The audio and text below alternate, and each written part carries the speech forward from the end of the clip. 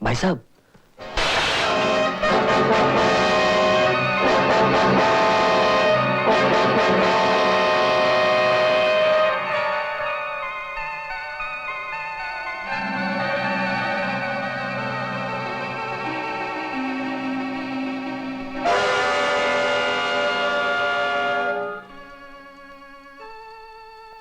ये खून मैंने किया है। ये खून? हाँ, मैंने किया है। और ये? मेरे पति। ओह, और आपने अपने? टेलीफोन सामने मेज पे रखा है, आप पुलिस को बुला लीजिए।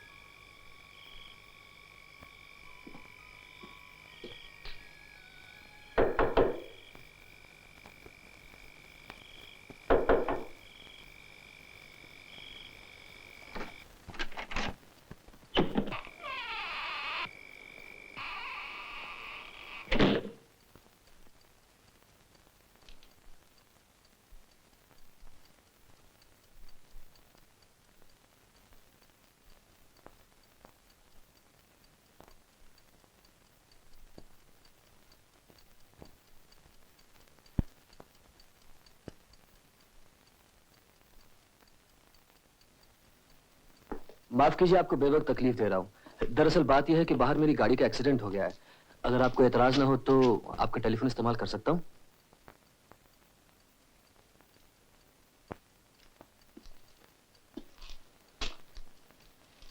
लगता है सो रहे हैं।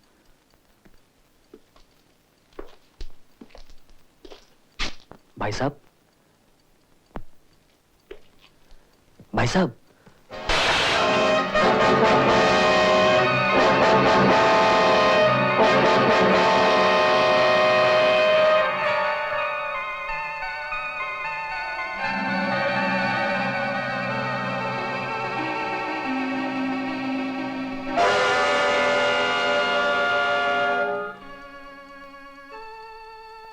ये खून मैंने किया है।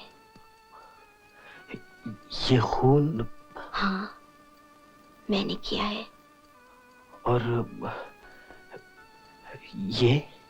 मेरे पति। ओह, और आपने अपने? टेलीफोन सामने मेज पे रखा है, आप पुलिस को बुला लीजिए।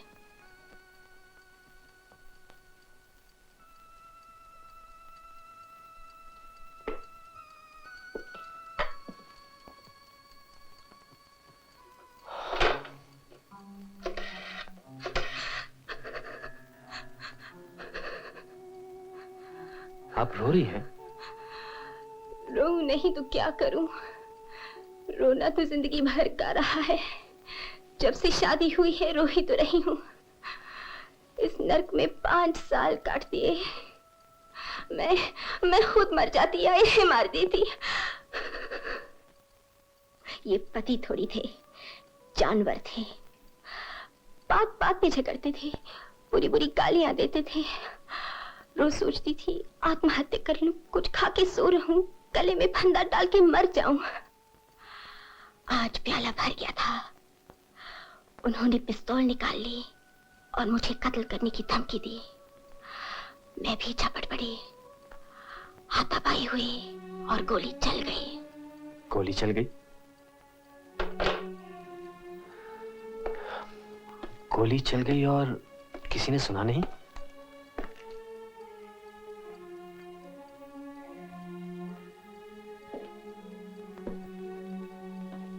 इस घर में क्या आप अकेली रहती हैं? नहीं, मेरी सास है, छोटा देवर है, नौकर है, नौकरानी भी है। और गोली की आवाज सुनकर कोई नहीं आया? इस घर में गोली की आवाज कोई अनोखी बात नहीं। ये दिन रात इस कुर्सी में बैठे गोली चलाते रहते थे। कुत्ते बिल्लियां मारते रहते थे। ऐसा क्यों? एक दिन एक शेर ने इनको जख्मी कर दिया और इनकी दोनों टांगे बेकार हो गईं। उस दिन से ये शेर का बदला हमसे लेते रहे। दिन भर कुर्सी में बैठे बाहर गोली चलाते रहते थे।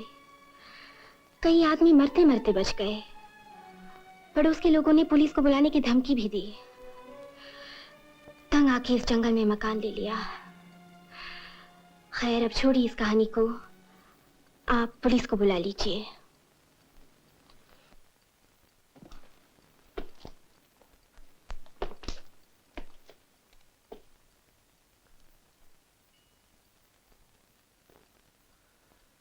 मैं पुलिस को नहीं बुलाऊंगा। क्यों? ऐसे जानवर के लिए जान देने की क्या जरूरत है? मगर खून तो मैंने किया है। ये बात मेरे सिवा और कोई नहीं जानता। तो आप क्या करेंगे? आपको बचाऊंगा। आप मुझे बचाएंगे? हाँ, क्योंकि ये खून खून नहीं, एक इत्तेफाकी हादसा है। गोली आपको भी लग सकती थी। मगर कानून इस बात को नहीं मानेगा। कानून वही देखता है जो उसे दिखाया जाता है।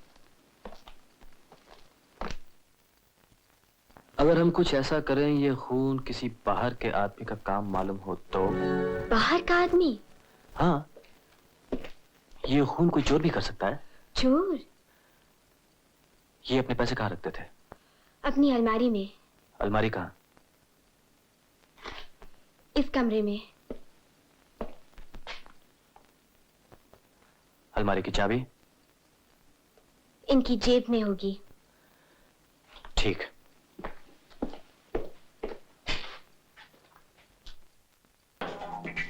इस कमरे में आकर अलमारी को चाबी लगाई, अलमारी खोली, अलमारी की सब चीजें बाहर फेंक दी ताकि चोरी लगे, और उसके बाद रुपए निकाले, बत्ती बुझाई, दरवाजा बंद किया और कमरे से बाहर निकल गया। जैसे चोर जाने लगे इनकी आंख खुल गई। इन्होंने पिस्तौल निकाल ली। चोर इनके ऊपर झपटा तो उन्होंने हाथापाई हुई। चोर ने इनके हाथ से पिस्तौल छीन ली और गोली चला दी। ये मारे गए और चोर भाग गया। क्यों? कैसी है ये कहानी? लेकिन ये कहानी बताएगा कौन? मैं बताऊं? आप? हाँ मैं।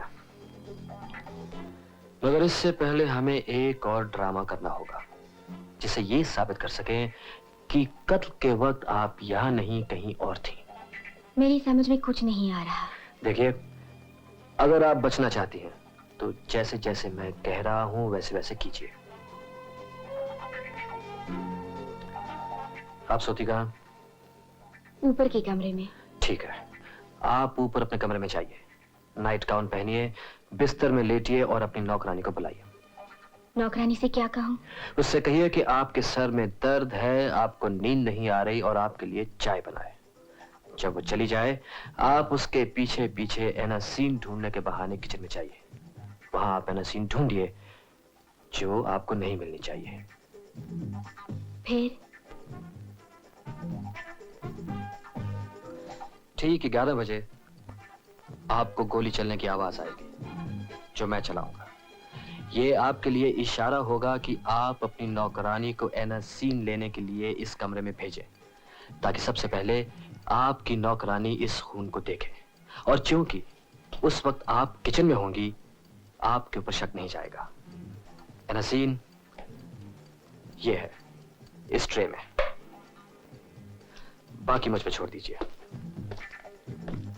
अब आप जल्दी से ऊपर जाकर कपड़े बदल लीजिए और मैं यहाँ फर्नीचर वगैरह से आपकी उंगलियों के निशान मिटाता हूँ। जाइए। क्या था? कहाँ जा रही हो? सापित, मेम साहब आपकी तबीयत ठीक नहीं, आप क्यों नीचे आई? मैं तो ऊपर चाय ला ही रही थी। सर दर्द से फटा जा रहा था, मैंने सोचा एनासिन भी ले लूं। कल तो यहीं कहीं रखी थी। मैं देखती हूँ। नहीं नहीं, तुम चाय बनाओ, मैं देख लेती हूँ। 11 बज रहे हैं, लोगों के सोने का वक्त हुआ और हमारे साहब हैं जो अभी तक कुत्ते बिल्लियां ही मार रहे हैं।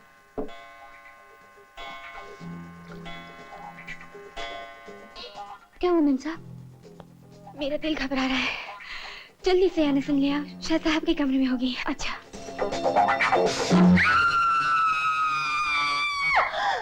मालकिन, मालकिन साहब को क्या हो गया? देखिए साहब को क्या हो गया? मेम साहब, मेम साहब, साहब को क्या हो गया?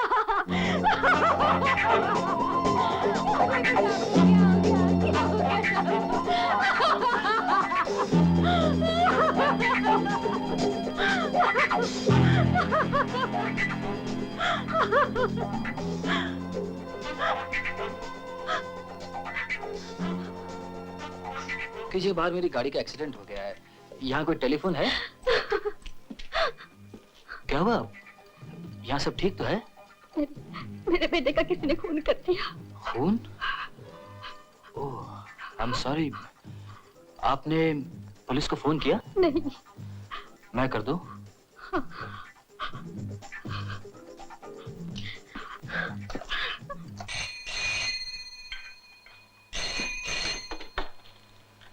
Hello, police station. यहाँ का एड्रेस क्या है? हिलव्यू तुलसी मार्ग। हेलो पुलिस, मैं हिलव्यू तुलसी मार्ग से बोल रहा हूँ। यहाँ पे एक खून हो गया है। खून? आपका टेलीफोन नंबर क्या है? टेलीफोन नंबर क्या है? 748। 748 प्लीज। 748 हिल व्यू तुलसी मार्ग, टेलीफोन 748। जी अभी आते हैं। Let's go.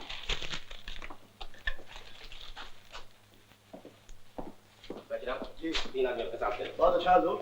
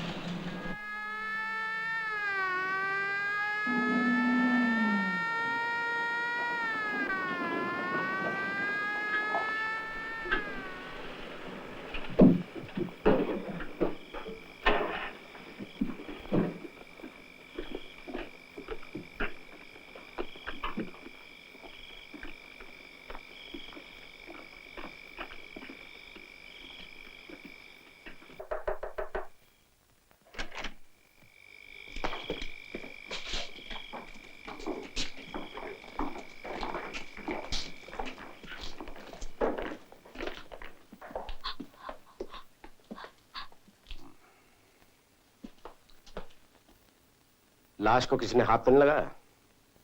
जी नहीं। मेहरबानी करके आप जरा पीछे हट जाइए। मैडम आप भी प्लीज। फोटोग्राफर,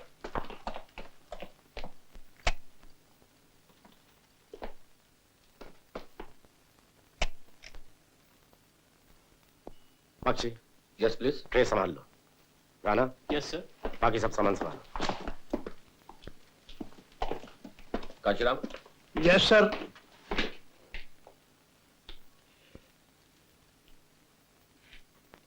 गोली घड़ी के पास से निकल गई। मुरारे। जी साहब।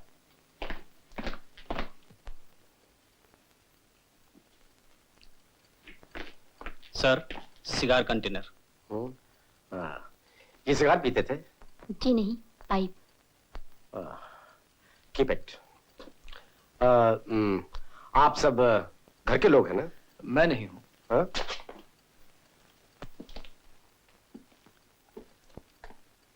आप कौन है? मैं इस घर के लिए नया हूं, अजनबी हूं। इतनी रात गए, इस मौत के घर में कैसे आए आप? मैं यहां से गुजर रहा था, मेरी गाड़ी का एक्सीडेंट हो गया, पहिया खड्ड में गिर गया। मैंने सोचा यहां से कुछ मदद ले लूं, किसी गैरेज को फोन कर दूं। आपको मालूम था कि यहाँ फोन है? जी नहीं, मैंने सोचा इतना बड़ा घर है, शायद हो। फिर? जब मैं आ रहा था तो घर के अंदर से एक आदमी भागता हुआ बाहर गया और मुझसे टकरा गया। उसके हाथ से कुछ चीज गिरी, मैंने उठाई तो पता लगा पिस्तौल थी।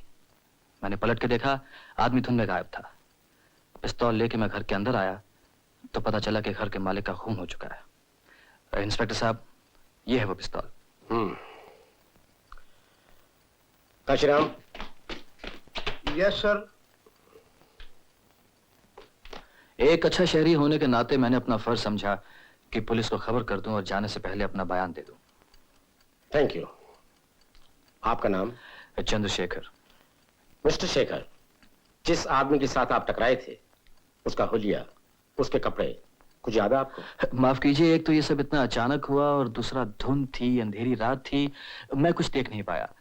हाँ, इतना जरूर था वो आदमी कुछ लंबे कद का था और ओवरकोट पहने हुए था, शायद नीले या काले रंग का होगा। अगर वो कभी आपके सामने आए तो क्या आप उसे पहचान पाएंगे? मैंने आपसे कहा ना, बाहर धुंध बहुत थी। आप रहते कहाँ हैं? New hotel, room 116। Note the address. Inspector साहब, अब मैं जा सकता हूँ? हाँ, आप जा सकते हैं, लेकिन शहर छोड़कर नहीं। अगर आपको कभी शहर छोड़कर जाना होगा तो पुलिस स्टेशन में इत्तला करके जाइए। Thank you sir.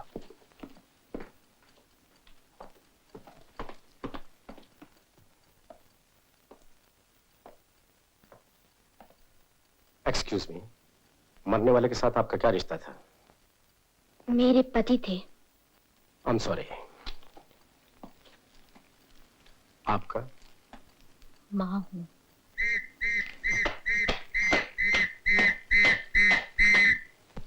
अब मजा आया ना? ये देखो पुलिस तुम्हें पकड़ने आई है। सुनील, जाओ यहाँ से। मगर ये तो गया, ये तो गया। इसका दिमाग ठीक नहीं है।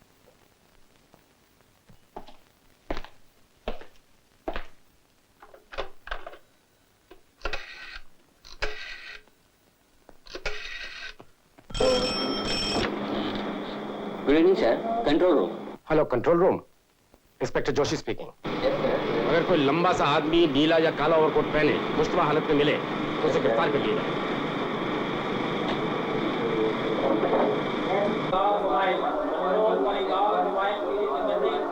अगर कोई लंबा सा आदमी नीला या काला और कोट पहना है तो सुबह हालत में। Okay sir.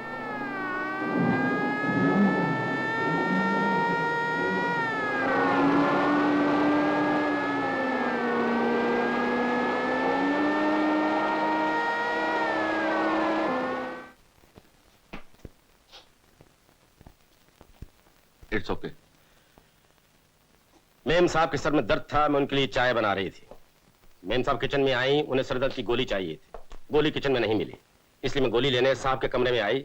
कमरे में दाखिल हुई तो देखा साहब मरे पड़े हैं। ऐसा लगता था किसी ने उनका खून कर दिया है। इसके अलावा कुछ कहना है? जी नहीं। जब आप कमरे में दाखिल हुई, आपने किसी को देखा? नहीं। किसी के भागने की आवाज सुनी? नहीं। जब आपने गोली की आवाज सुनी, आप बावर्ची खाने में थी? नहीं। तो कहाँ थी आप? किचन में।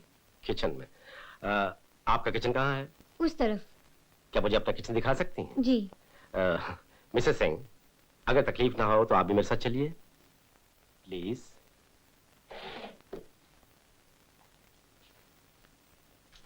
आइए। Bakshe. Yes please. Stop watch. Yes sir.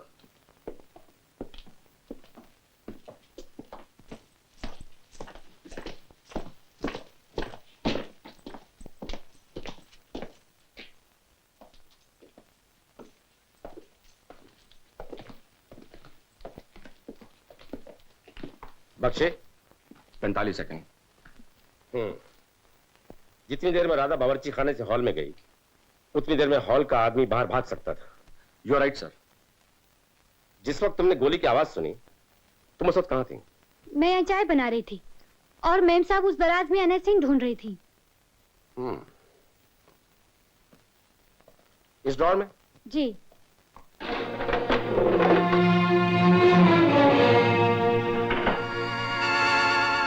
अना सिंह तो ड्रॉर में थी, जल्दी में आप इसे देख नहीं पाई, इसलिए आपने राधा को साहब के कमरे में भेज दिया। यह भी अच्छा हुआ सर, एनएसएन मिल जाती तो सुबह तक पता ही नहीं चलता कि इस कमरे में खून हुआ है। पता तो फिर भी चल जाता है क्योंकि मिस्टर चंद्रशेखर टेलीफोन करने के लिए अंदर आने वाले थे। Oh right sir. Keep this bottle.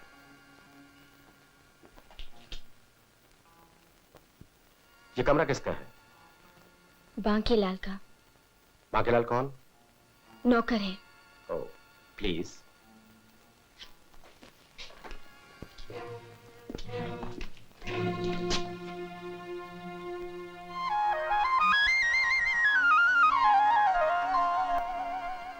आदमी काफी रंगीन मालूम होता है।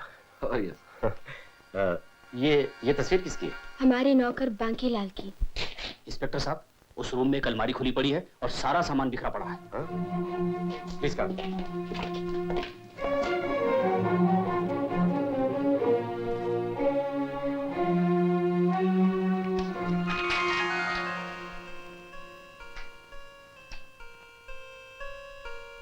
किरण, क्या आप बता सकते हैं ये किरण कौन है? मुझे नहीं मालूम। ये अलमारी किसकी है? रंजीत की। वो अपना रुपया पैसा इसी में रखते थे? जी, इसी में रखते थे। मालूम होता है ये खून चोरी की वजह से हुआ है। हो सकता है। यू मे बी राइट, मगर ये काम जरूर किसी भेदी का है जिसे घर के बारे में सब कुछ मालूम है। अलमारी कहाँ है, चाबियां कहाँ है, रुपया कहाँ है। अलमारी तोड़ी नहीं गई, खोली गई है। यस। Oh yes. आपका नौकर इस वक्त कहाँ है? वो तो 9:30 बजे रंजीत को कॉफी देके चला जाता है। कहाँ चला जाता है?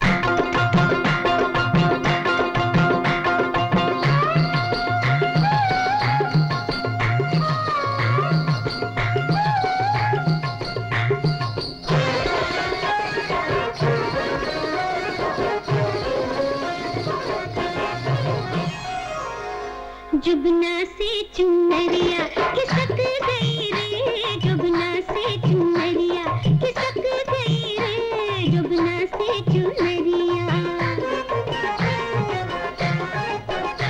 जुगना से चुनरिया खिसक गई रे, जुगना से चुनरिया खिसक गई रे, दुनिया की नजरिया बहक गई रे, दुनिया की नजरिया बहक गई रे, जुगना से चुनरिया।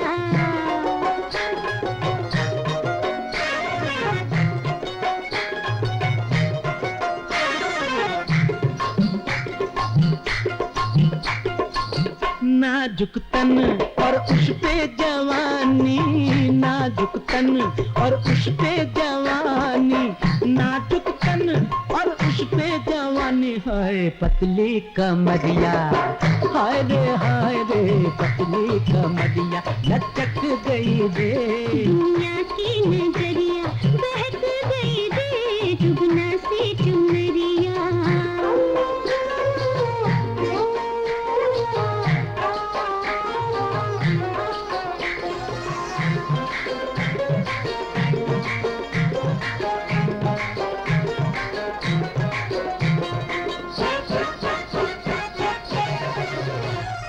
बल खाती जुल्फे जो दुनिया ने देखी, बल खाती जुल्फे जो दुनिया ने देखी, बल खाती जुल्फे जो दुनिया ने देखी, डाल फांसी गले में लटक गई रे, डाल फांसी गले में लटक गई रे, दुनिया की नजरिया बहक गई रे, जुगना से चुनरिया।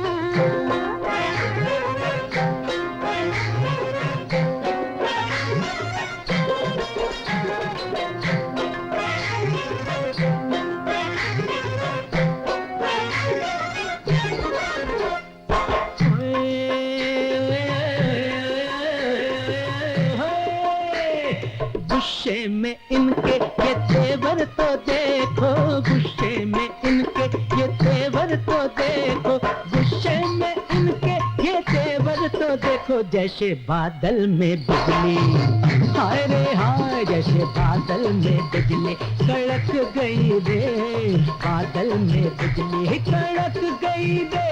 दुनिया की नजरिया बहक गई रे, जुगना से चुनरिया खिसक गई रे, जुगना से चुनरिया।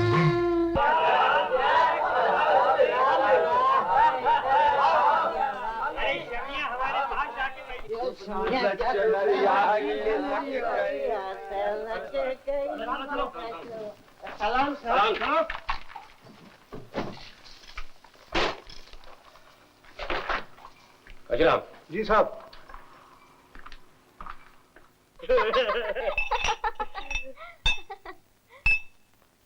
शमिया, सिग्नल हो गया, तेरे बाके का जाने का टाइम हो गया। है मेरी ब्यूटी, तेरी ड्यूटी खत्म, कल शाम तक। है चलता हूँ।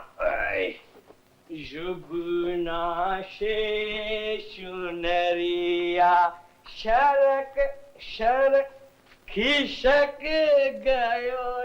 ए शमिया, ये मोटू पे कफन डाल देना भूलना नहीं है। हवालदार साहब, आप इधर? आपका भी शक्कर लग गया। जाइए जाइए जाइए। सलाम साहब, साहब आप भी इधर? अरे शमिया, तेरा सेकंड शो भी फुल है, बड़े बड़े आदमी आए। शांति है तेरी, शांति। सलाम साहब। साहब बात चढ़ गई आज। साहब जी, मैं जो पीता ही नहीं हूँ साहब जी, वो थोड़ी सी शुंगी सी ना, वो टिंग टिंग करिए साहब जी। ऐसे शमिया, चलता हूँ, संभालना पुलिस वाले। सलाम साहब, सलाम साहब, सलाम साहब। ये कोट तो बड़ा बढ़िया पहना तुमने। साहब, बड़े साहब का कोट है साहब, आपको चाहिए तो ले लीजिए साहब। तलाशी लो साहब। देखिए साहब तलाशी, तलाशी साहब, साहब मैंने क्या किया साहब? साहब मैंने तो कुछ नहीं किया साहब, आप क्यों तलाशी ले रहे हैं साहब? साहब साहब साहब, ओ साहब साहब, आप असली पुलिस है ना साहब? तो तुमने कोर्ट के साथ रुपया भी चोरी किया? चोरी चोरी नहीं साहब, सही साहब, मैंने चोरी बोरी नहीं किया साहब, ये तो मेरा अपना पैसा है साहब। साहब अभी आप लोग से क्या छिपाऊं, किसी को मत बोलना साहब। साहब आज बहुत दिनों के बाद मेरा शक्का लग गया साहब, ये पैसा उसी का है साहब, मैं सच कहता हूँ साहब। चले चलो, स्टेटमेंट लेंगे। क्या लेंगे साहब?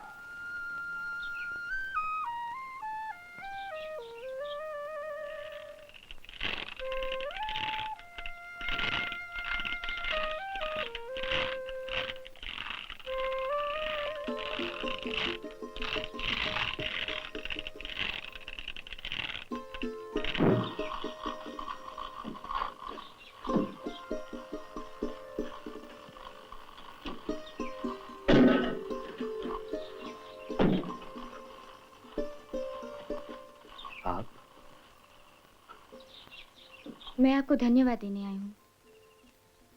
जो कुछ आपने मेरे लिए किया, मैं उसे जिंदगी भर नहीं भूल सकूंगी। इंसान ही इंसान के काम आता है रानी जी।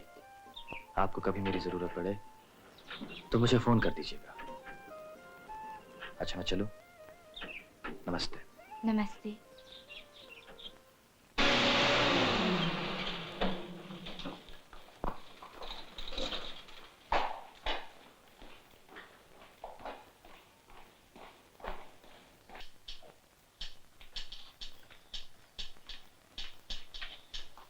सर, मैं छमिया के कोठे से अभी भी होके आया हूं।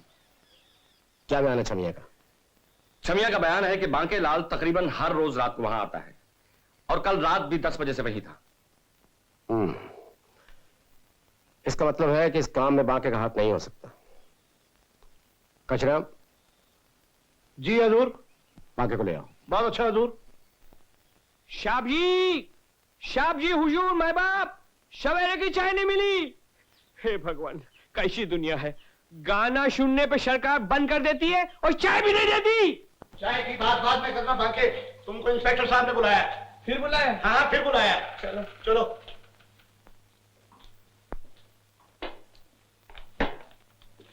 साहब जी याद फरमाए साहब जी। साहब जी मैं तो गरीब आदमी हूँ, बेकसूर हूँ, मुझे क्यों अंदर बंद कर दिया साहब जी? नशा कर गया तुम्हारा? जो नशा तो पुलिस को देखते ही उतर जाता है, मेरा भी उतर गया कल रात को।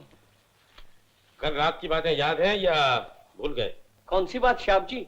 वो कल रात छमिया वाली? हुजूर, छमिया का गाना सुनना तो कोई गुनाह नहीं है, और फिर तो छमिया बाजार में बैठी है, और हुजूर लाइसेंस तो आप ही ने दिया है। बकवास बंद करो। तुम्हें मालूम है कि तुम्हारे साहब का खून हो गया? आप उल्टी बात कर रहे हैं साहब, मेरे साहब ने किसी का खून कर दिया? नहीं नहीं, तुम्हारे मालिक रंजीत सिंह का खून हो गया।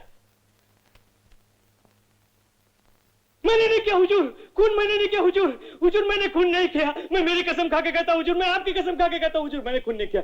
मैंने तो ठीक 9:30 बजे साहब को काफी दिया, तब बिल्कुल जिंदा था, एकदम गाली दे रहा था, लंबी लंबी गाली दे रहा था। ठीक है ठीक है, खून उसके बाद हुआ। लेकिन साहब, ये तो बड़ा अनहोनी हो गया साहब, मेरा साहब तो मरने वाली चीज नहीं था साहब। वाकई तुम्हारे ख्याल में ये खून कौन कर सकता है? तुम्हारा शक किस पर जाता है? साहब, शक की बात तो ऐसी है साहब कि कोई भी कर सकता था साहब। माफ करना, था तो मेरा मालिक, लेकिन आदमी बिल्कुल थर्ड क्लास था। बाहर वाले तो छोड़िए, घर वाले भी बिल्कुल तंग आ गए थे। साहब, एक बात बताऊं, सच्ची बात, उसे कोई भी मार सकता था। मसलन कौन कौन? साहब, वो माँ है ना, सौतेली माँ, उसका बस चलता तो उसको गोली मार देती। वो छोटा भाई है जिसको पागल बना के छोड़ दिया, वो उसको जहर दे देता। और उसकी बीवी, राम राम साहब, इतना झगड़ा, इतना गाली गलौज साहब, हमारा साहब तो उसको प्लेट फेंक के मारता था। साहब जी, ऐसा आदमी था हमारा साहब। हमने तो जो भुगतना था भुगत लिया साहब जी, अब ऊपर वाला भुगते। ठीक है, बाकी हम तुम्हें छोड़ते हैं, तुम घर जा सकते हैं। थैंक यू साहब जी, थैंक यू साहब जी। साहब जी, आपके बाल बच्चे जीते रहे साहब जी, आप 20 साल और जिए साहब जी। अब कोई और अड़ंगा है साहब जी? देखो, जब तक मुकदमे का फैसला ना हो जाए, तुम शहर छोड़कर नहीं जा सकते। साहब जी, तो छमिया के वहां तो जा सकता हूँ ना? वो तुम्हारी मर्जी है। सलाम साहब जी। साहब जी, अब क्या है? ये खाली हाथ चला जाओ साहब जी। वो कल छमिया के वहाँ मेरा 4000 रुपया आप ले लिया ना? 4000 रुपया? नहीं नहीं, आपको रखना है तो रखिए साहब जी, आप लोगों का भी खर्चा पानी होता है, मेरे को मालूम है साहब जी। कुंदनलाल। साहब जी, तो पैसा? हाँ, कुंदनलाल। साहब जी। बख्शे सर, लेट्स गो।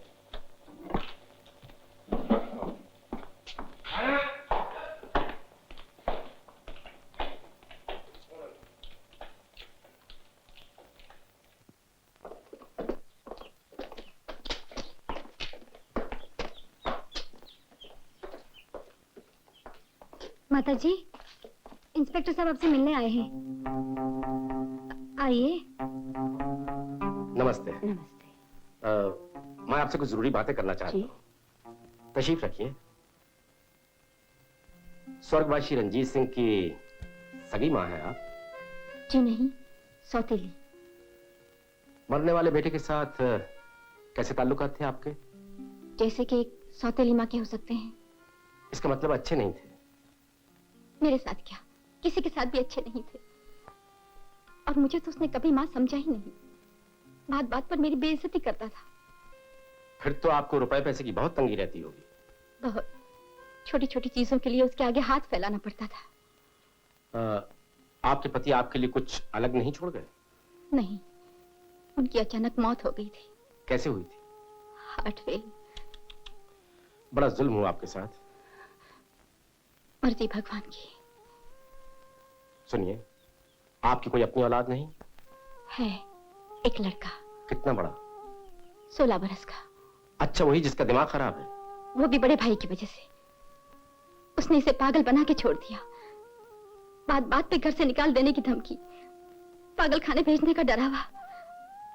बच्चे का दिमाग तो पहले से ही कमजोर था, बड़े भाई के इस सलूक में और भी खराब कर दिया। ये सारी जायदाद आपके पति की है ना? जी। बड़े भाई के मरने के बाद इस जायदाद का मालिक आपके बेटे को होना चाहिए। जी। लेकिन उसकी उम्र भी छोटी है, दिमागी हालत सही नहीं। इसका मतलब है इस जायदाद की मालिक आप बने। जी। आपका बेटा सुध कहाँ है? अपने कमरे में होगा।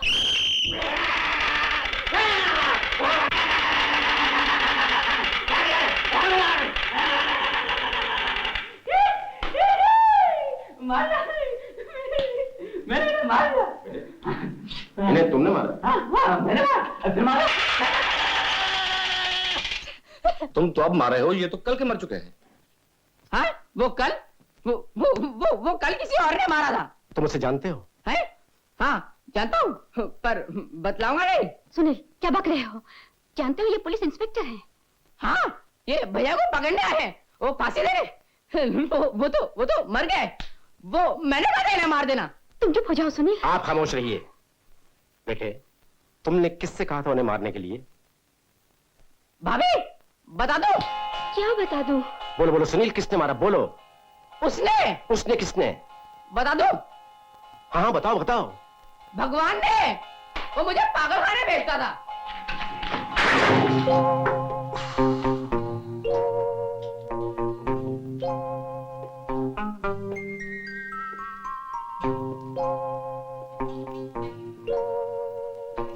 Hello mister Suresh. Hello inspector. माँ जी, मुझे रंजीत के मरने का बड़ा दुख हुआ। रानी, मुझे बहुत अफसोस हुआ कि आप लोगों ने मुझे खबर तक नहीं दी। आज सुबह अखबार पढ़ा तो पता चला। ये सब हुआ कैसे माँ जी? कुछ समझ में नहीं आ रहा।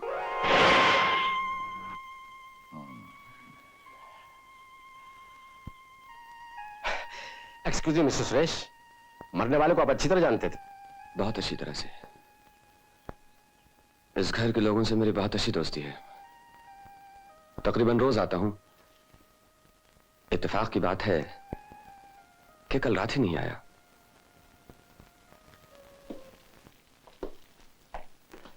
इंस्पेक्टर। Yes please. खूनी का कुछ पता चला? अभी तक तो नहीं, लेकिन एक बात का पता जरूर चल गया। किस बात का? कि ये काम किसी ऐसे आदमी का है जो इस घर के बारे में सब कुछ जानता है। ये आदमी कौन हो सकता है? आप भी हो सकते हैं। सिगार तो बहुत खूबसूरत है, बड़ा कीमती मालूम होता। शौक फरमाइए। शुक्रिया। देखिए, इस वक्त मैं ड्यूटी पे हूँ, इजाजत से घर ले जाओ और वहां आराम से बैठ के पी लो। आपकी मर्जी। बहुत बहुत शुक्रिया। Rana Bakshi. Yes sir. Let's go. Right sir.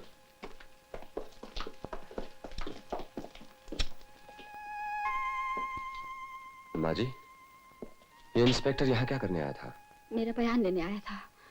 मुझे लगता है उसे मुझ पर शक है। आप पर? हाँ, वो समझता है रंजीत की मौत का फायदा मुझे होने वाला है। ये कैसे हो सकता है? चंद्रशेखर का बयान है उसने खूनी को घर से बाहर भागते देखा था। चंद्रशेखर कौन?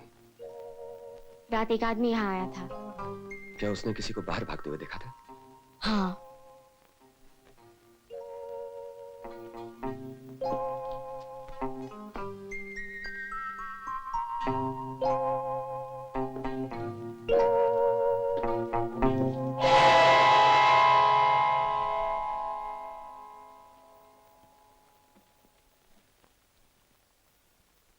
राणा। Yes sir. फिंगरप्रिंट्स की रिपोर्ट आई? रिपोर्ट तो अभी नहीं आई, लेकिन सर कमाल है, इस घर में इतने आदमी रहते हैं लेकिन जिस कमरे में खून हुआ किसी की उंगलियों के निशान नहीं मिले। लगता है किसी ने जानबूझकर निहायत एहतियात के साथ उंगलियों के निशान मिटा दिए। मगर मिटा नहीं सका। देखिए, भगवान के तरीके भी अजीब हैं। मुर्दा लाश ने कातिल की तरफ इशारा कर दिया। वो कैसे?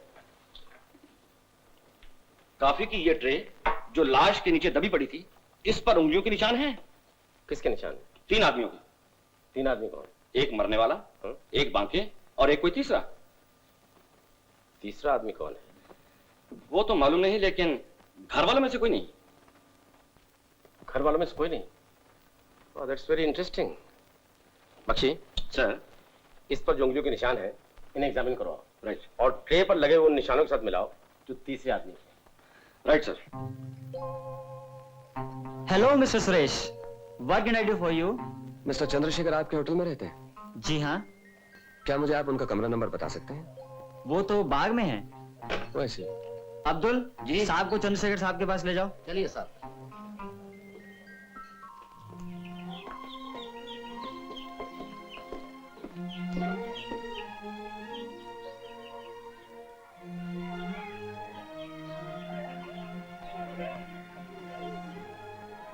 वो बैठे हैं साहब।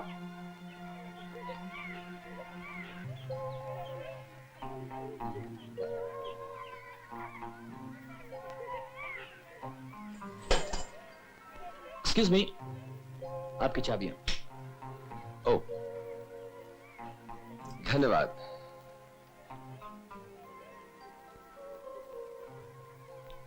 माफ कीजिए, मैंने आपको कहीं देखा है। आपको शायद गलती हो रही है, मैं तो शहर में नया हूं। Oh, I see. Sorry to bother you. It's all right.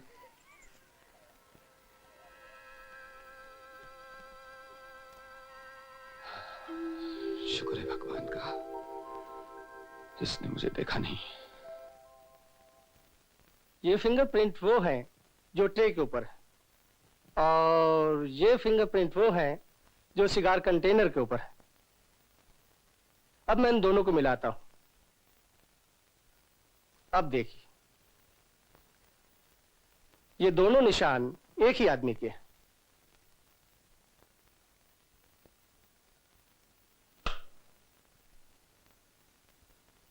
ये दोनों निशान एक ही आदमी के मालूम होते हैं। एक ही आदमी के हैं। Thank you very much. Qamar आना। Yes sir.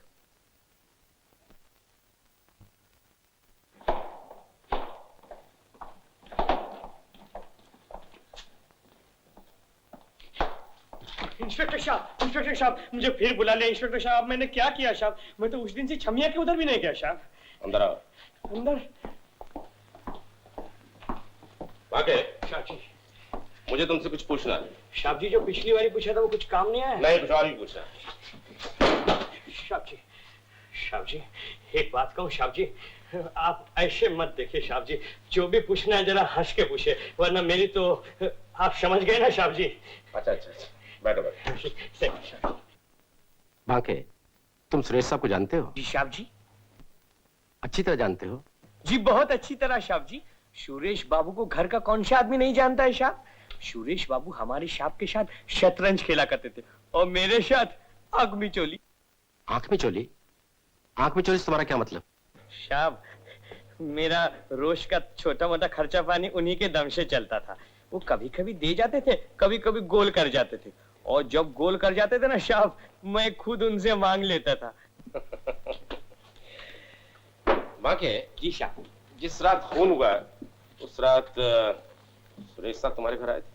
जी साहब, जब तक मैं ड्यूटी पे था तब तक तो नहीं आए थे। मेरे जाने के बाद आए होंगे तो शायद पता नहीं। तुम्हारी ड्यूटी कितने बजे खत्म होती है? जी 9:30 बजे।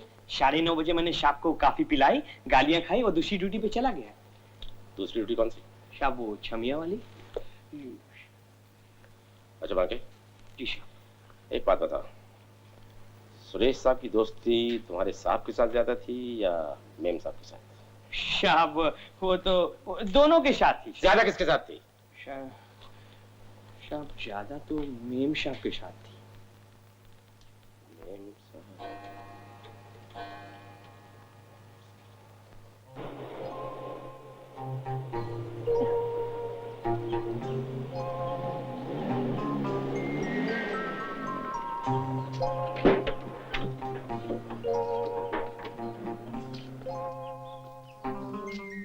Good morning mister Suresh. Good morning inspector.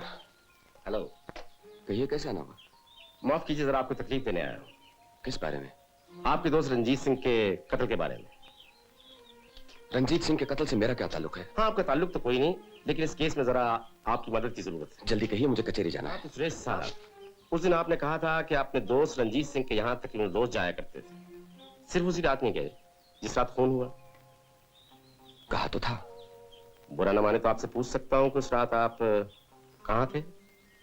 उस रात सैवा होटल में। कोई पार्टी थी? जी, वो पार्टी मैंने ही दी थी। आप जानते हैं मैं इलेक्शन में खड़ा हो रहा हूँ। उसी सिलसिले में प्रेस के कोई रिपोर्टर और कुछ दोस्तों को बुलाया था। आपको कुछ और पूछना है? जी नहीं, और कुछ नहीं पूछना। माफ कीजिए, आपको तकलीफ थी। Thank you.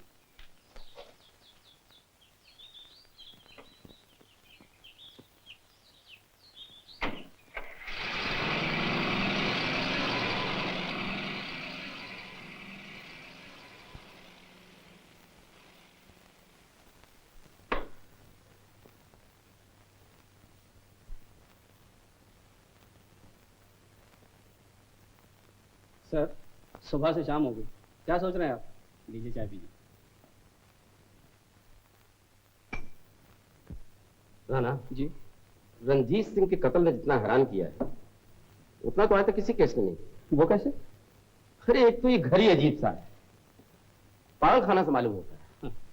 छोटा भाई है, अजीब आवाज भाई बक रहा है, माँ है तो कुछ और ही कह रही है, बीवी है तो बिल्कुल खामोश, न जाने क्यों। उधर चंद्रशेखर के बयान से कोई मदद नहीं मिलती, उसने कातिल को देखा ही नहीं क्योंकि धुंध थी। मैं कहता हूं जब कत्ल हुआ है तो कोई ना कोई तो कातिल होगा, कोई ना कोई तो इस घर में आया होगा। ट्रे पर पड़ी उंगलियों के निशान साफ जाहिर कर रहे हैं कि सुरेश ही आया था। सर, ट्रे पर उंगलियों के निशान से एक दिन पहले के भी हो सकते हैं, जरूरी नहीं कि कत्ल की रात के हों। सुरेश उस घर में रोज आता था। मेरा ख्याल है खामखा एक शरीफ आदमी पे शक कर रहे हैं। और फिर सुरेश वैसे भी नहीं हो सकता, वो उस रात सिवाय होटल में था, वो पार्टी उसकी अपनी दी हुई थी। सर अगर वो होटल में था तो रंजीत सिंह के घर में कैसे जा सकता है? यू आर राइट, अगर वो वहां था तो यहां कैसे हो सकता था, और जो यहां था वो वहां क्यों कर दिया? जो यहाँ था वो वहाँ क्यों कर हुआ, जो यहाँ था वो वहाँ क्यों कर हुआ, जो यहाँ था वो वहाँ क्यों कर हुआ, क्यों कर हुआ, जो यहाँ था वो वहाँ क्यों कर हुआ, क्यों कर हुआ, दो जगह वो जाने जा क्यों कर हुआ, दो जगह वो जाने जा क्यों कर हुआ।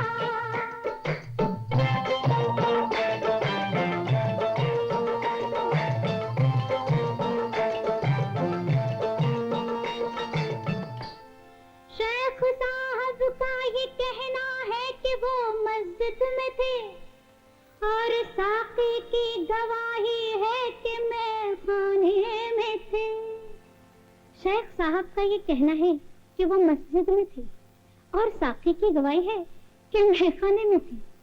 तो सवाल ये पैदा होता है, जो यहाँ था वो वहाँ क्यों कर हुआ, जो यहाँ था वो वहाँ क्यों कर हुआ, जो जगह वो जाने जा क्यों कर हुआ, जो यहाँ था वो वहाँ क्यों कर हुआ।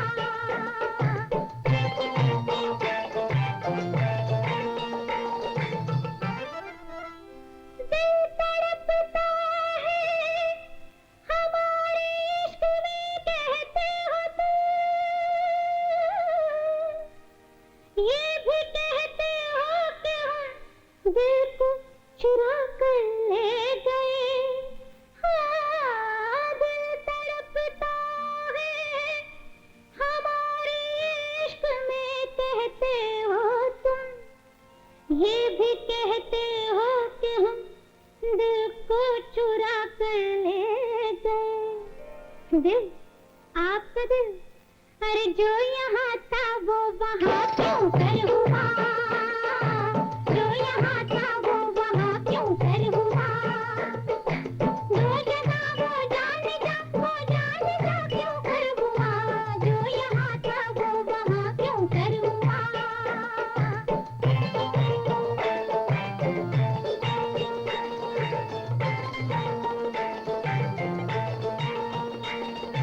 कोई भी कातिल नहीं मेरा अगर, मेरा अगर, कोई भी कातिल नहीं मेरा अगर, मेरा अगर, फिर ये कत्ले नागहां क्यों कर हुआ, फिर ये कत्ले नागहां क्यों कर हुआ। हाँ, धुआं उठा तो कहीं आग भी लगी होगी, गला कटा तो छुरी भी कोई चली होगी। हुजूर आप सभी मेरे दोस्त हैं, लेकिन कोई तो होगा जिसे मुझसे दुश्मनी होगी, अरे कोई तो होगा जिसे मुझसे दुश्मनी होगी, क्योंकि कोई भी कातिल नहीं मेरा अगर, मेरा अगर, कोई भी कातिल नहीं मेरा अगर, मेरा अगर, फिर ये कत्ले नागहां क्यों कर हुआ, फिर ये कत्ले नागहां क्यों कर हुआ।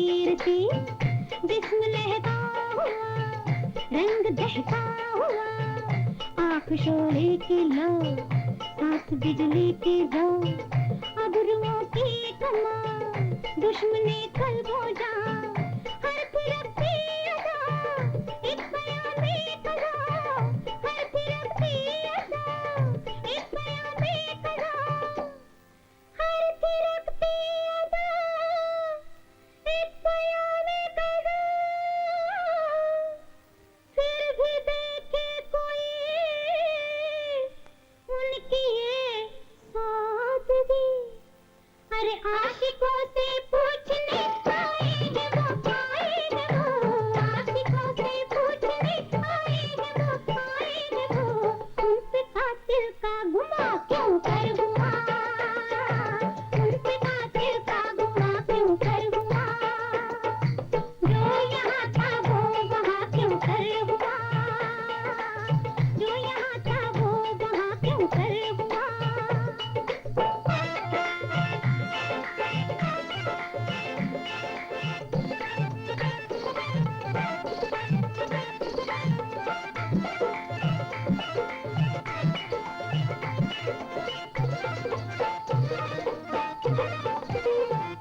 जो यहाँ था वो वहाँ क्यों कर हुआ, जो यहाँ था वो वहाँ क्यों कर हुआ।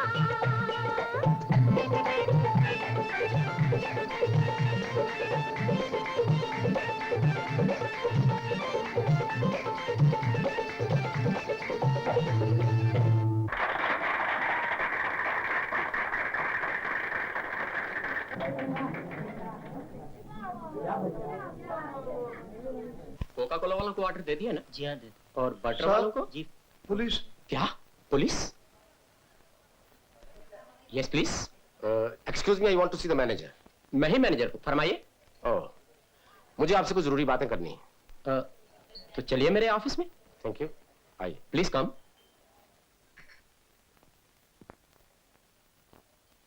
तशरीफ रखिए, बैठिए। Thank you, thank you. कहिए साहब, क्या खिदमत करूं? क्या बता सकते हैं कि 13 नवंबर को आपके होटल में क्या क्या एंगेजमेंट थी? जी? आई मीन कोई पार्टी, कोई फंक्शन और something. Oh, just a minute, है अभी देखता हूं। 13 नवंबर बोला ना आपने? जी। 13 नवंबर 13 नवंबर 13 नवंबर 12 12 12 13। देखिए साहब, 1 बजे तो मेहता साहब का लंच था और उसके बाद 5 बजे कोका कोला वालों की टी पार्टी थी और रात को सुरेश साहब का डिनर। कौन कौन लोग थे मिस्टर सुरेश की डिनर पार्टी में? देखिए साहब, यह बताना तो मुश्किल है। सभी अखबारों के नुमाइंदे थे और शहर के बड़े बड़े लोग थे। 300 आदमियों की पार्टी थी साहब। सुरेश साहब तो पार्टी में होंगे। साहब पार्टी ही उनकी थी। फिर तो शुरू से आखिर तक रहे होंगे। जी हाँ। जी नहीं, ठहरिए। बीच में उनका एक फोन आया था और वो फोन मैंने ही लिया था। हेलो, सेवा होटल, गुड इवनिंग। सुरेश साहब, होल्ड कीजिए। हाँ तो वकील साहब, आपका गरीबी हटाओ के बारे में क्या ख्याल है? बहुत अच्छा नारा है। तो आपके ख्याल में गरीबी हट जाएगी? सिर्फ नारे लगाने से गरीबी नहीं हटेगी। तो फिर? अगर आप इस इलेक्शन में चुन लिए गए तो इसके मुतालिक आप क्या करेंगे? मैं तो ये करूंगा, सदियों की इस गरीबी के अंधेरे को हटाने के लिए हम सबको मिलकर यही करना होगा। अगर सरकार और जनता दोनों मिलकर रोशनी फैलाएं तो गरीबी जरूर हट सकती है। मिस्टर सुरेश, आपका फोन। Excuse me. वैसे रोशनी फैलाने के लिए आप प्रेस वालों की मदद भी बहुत जरूरी है।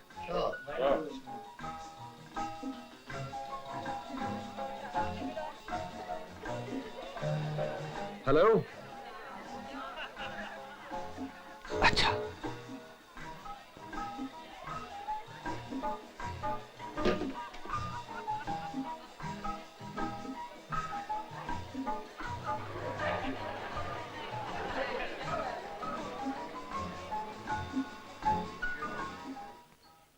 तो तो ये हुआ था इंस्पेक्टर साहब उस रात। सुरेश साहब पार्टी छोड़कर चले गए, फिर वापस नहीं आए? आए थे। कितने बजे? आपने ये हमारा मुजरा देखा है ना, ये करीब 11:15 बजे खत्म होता है। मैंने देखा जैसे ही मुजरा खत्म हुआ सुरेश साहब वापस आ रहे थे। पार्टी कितने बजे शुरू हुई थी? यही कोई 9:30 बजे के करीब। टेलीफोन कितने बजे आया था? जी वक्त का कुछ ठीक नहीं कहा जा सकता। अंदाजन? यही कोई 10 सवा 10 बजे होंगे। किसका टेलीफोन था? टेलीफोन किसका था ये तो नहीं मालूम, पर आवाज किसी औरत की थी। अच्छा, thank you very much. Most welcome. Thank you. Thank you.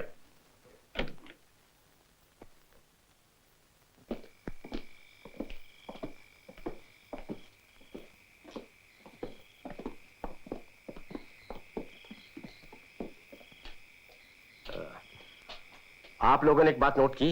जी। हमारी पहली मुलाकात सुरेश के साथ रंजीत सिंह के मकान पर हुई।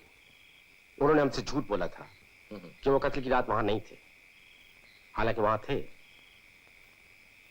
दूसरी बार जब हम उनके मकान पर गए और उनसे पूछा कि कत्ल की रात वो कहां थे, उन्होंने फिर झूठ बोला और कहा वो सिवाय होटल में एक पार्टी पर गए थे। और ये बात साफ खा गए कि वो पार्टी छोड़कर क्यों चले गए, क्योंकि एक औरत का फोन उन्हें आया था। ये औरत कौन हो सकती है?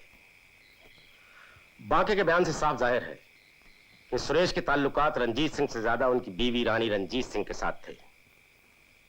वो टेलीफोन जरूर रानी रंजीत सिंह का होगा और वो वहीं गए होंगे। शेखर का कहना है कि रात के 11 बजे रंजीत सिंह के मकान के बाहर कोई आदमी उनसे टकराया था। मेरे ख्याल में टकराने वाला सिवाय सुरेश की और कोई नहीं हो सकता।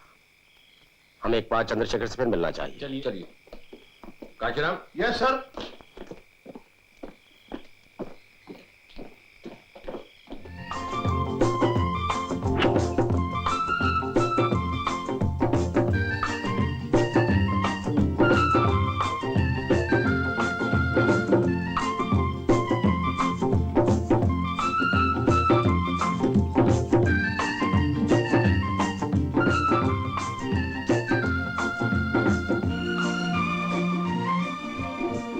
Mister Shekhar. Good morning inspector साहब। गोल्फ खेली जा रही है? क्या करें, आप जाने नहीं देते। भाई हम भी क्या करें, तुम्हारे सिवाय हमारे पास दूसरा गवाह भी तो नहीं। कहिए आज क्या हुक्म है? राणा। Yes sir.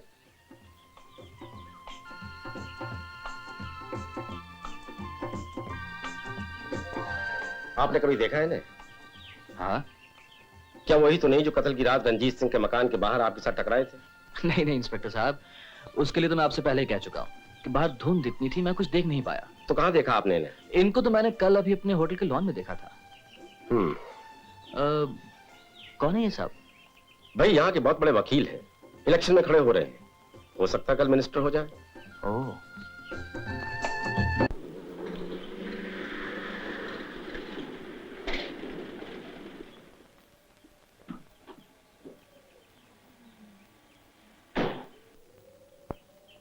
अभी तक गए नहीं? जी नहीं, पुलिस ने जाने नहीं दिया। आज भी आई थी। क्यों? एक बड़ी अजीब बात हो गई है। वो आपको बचाने के लिए मैंने एक झूठी कहानी घड़ी थी। पुलिस को बयान दिया था कि कल की रात मुझसे एक आदमी टकराया था। पुलिस ने उसको रंग रूप देना शुरू कर दिया है। रंग रूप? हाँ, कोई यहाँ के बहुत बड़े वकील हैं, इलेक्शन में भी खड़े हो रहे हैं। पुलिस उनकी तस्वीर लेकर मेरे पास आई थी और पूछ रही थी कहीं ये तो नहीं टकराए थे। सुरेश तो नहीं? नाम तो नहीं बताया, सिर्फ फोटो दिखाई थी।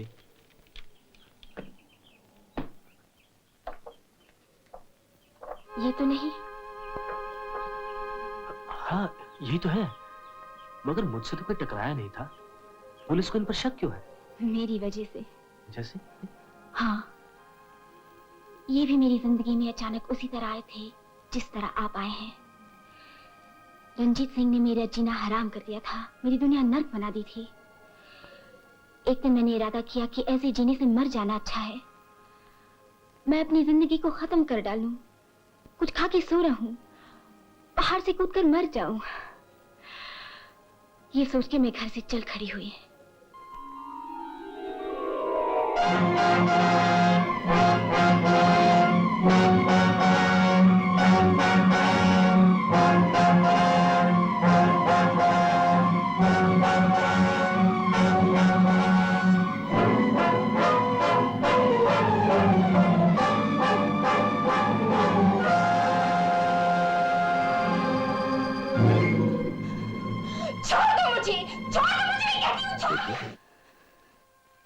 ये दुनिया तो देखी भाली है, मुश्किल से निकलने का कोई ना कोई रास्ता निकल ही आएगा।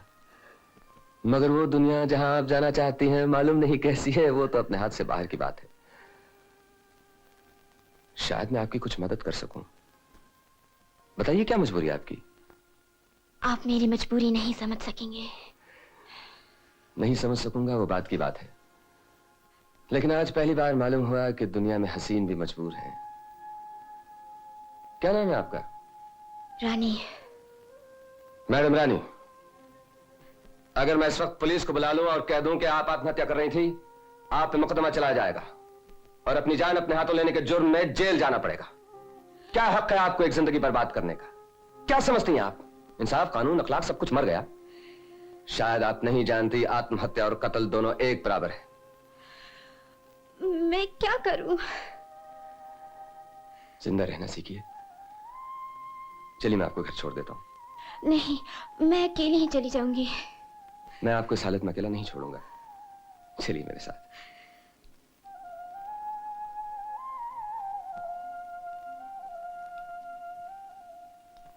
सुनो, तुम दोनों में से जो भी पहले ऊपर जाए, मेरे स्वर्गवासी शाशा बंशीलाल से कह देना कि तुम्हारा भतीजा बांके बिल्कुल अच्छा है।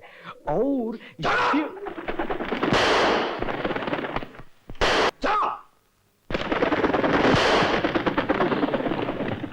वाह वाह, क्या निशाना है आपका। मगर ये बेचारे जानवर क्यों? इसके लिए तो बेजान चीजें बहुत हैं। बेजान चीजों में खून नहीं होता।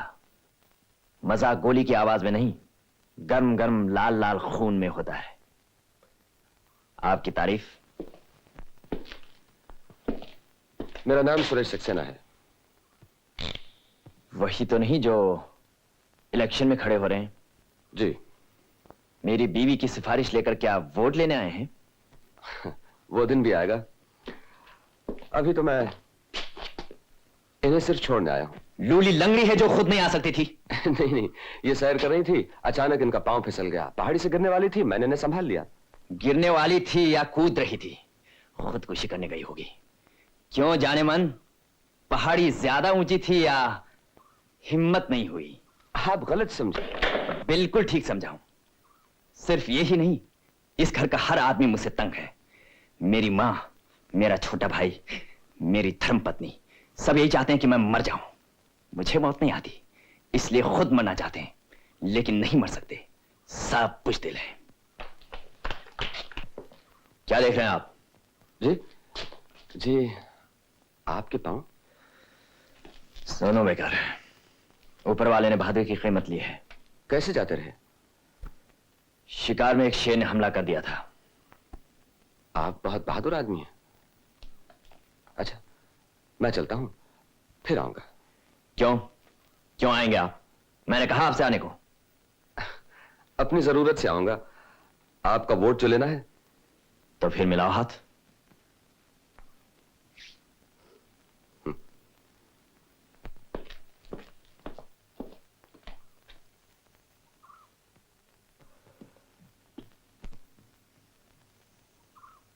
आप खुदकुशी मत करना, मैं फिर आऊंगा।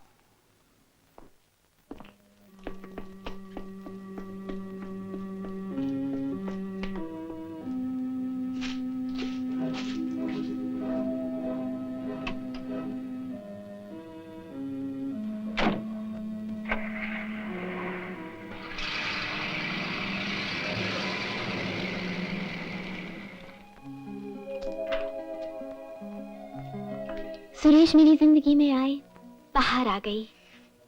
उन्होंने मेरे जीवन में नए रंग भर दिए। मैं बेचैनी से उनका इंतजार करती रहती, उनकी राह देखती रहती। वो आते तो मैं कली की तरह खिल जाती। उन्हें देखकर अपने सारे दुख दर्द भूल जाती और दौड़कर उनका स्वागत करती।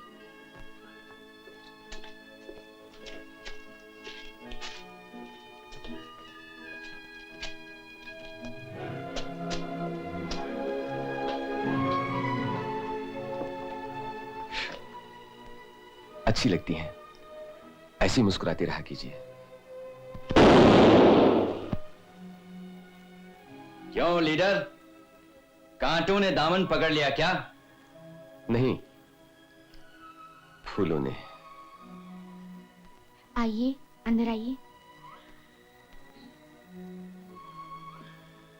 Hello mister Ranjit. आओ लीडर, कैसा चल रहा है आपका इलेक्शन? बस चल रहा है।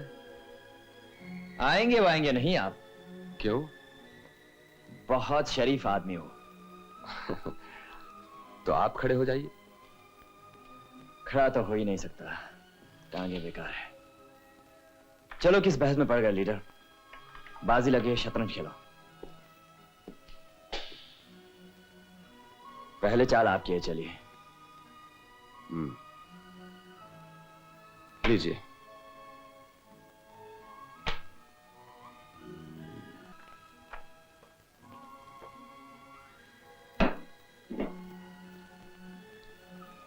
लीडर, मैं तो समझता हूं तुम्हारी ये पॉलिटिक्स भी शतरंज की बाजी की तरह ही है।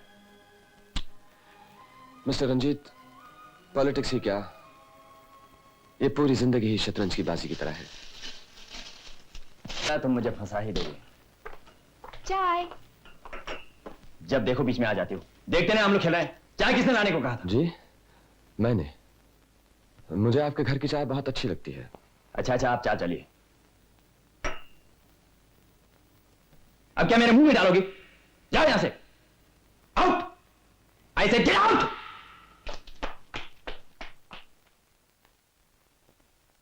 आप कहां देख रहे हैं? चाय चलिए। लीजिए मिस्टर रंजीत, बाजी खत्म, आपको मात। मात तो मुझे जिंदगी भी नहीं दे सकी लीडर, तुम क्या दोगे? मेरा मतलब है आप ये बाजी हार गए। अच्छा मिस्टर रंजीत, मैं चलता हूं।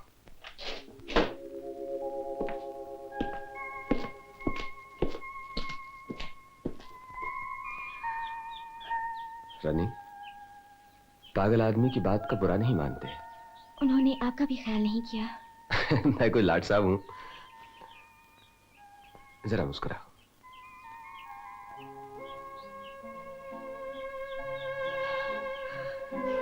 सुरेश,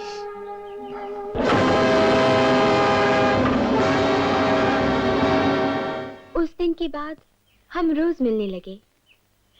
एक दिन मैं जल्दी जल्दी तैयार होकर सुरेश से मिलने जा रही थी। रानी, इधर आओ।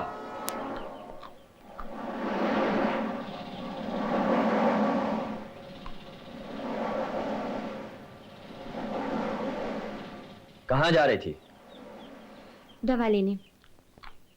क्या बीमारी है, जरा हमें भी तो बता दिया करो। अपने लिए नहीं, सुनील के लिए। बाहर जाने का बहाना। मैं क्या बगैर बहाने के बाहर नहीं जा सकती? जब आदमी चोरी करने लगता है तो झूठ भी बोलने लगता है। चोरी कैसी? आप क्या कहना चाह रहे हैं? साफ साफ क्यों नहीं कहते? जरूर कहूंगा, वक्त आने पर सब कुछ कहूंगा। चलो अभी मंदिर वाली पहाड़ी पर चलो। माँ के जू तुम जाओ, आज तुम्हारी मेम साहब हमें ले जाएंगी। अच्छा सर।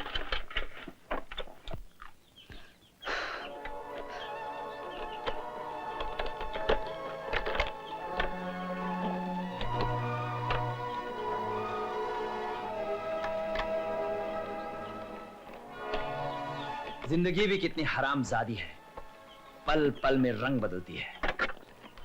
कभी तुम पे तरस खाकर मैंने तुमसे शादी की थी, आज वो वक्त आ गया जब तुम मुझ पर तरस खा रही हो।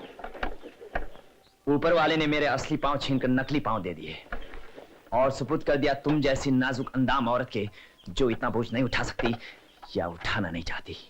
आप ऐसी बातें क्यों करने लगे हैं? इसलिए कि मेरे अंदर जहर भर गया है। तुमने, हालात ने भगवान ने सबने मिलकर मुझे एक रबड़ का बबुआ बना दिया है जिसके अंदर जहर ही जहर भरा हुआ है।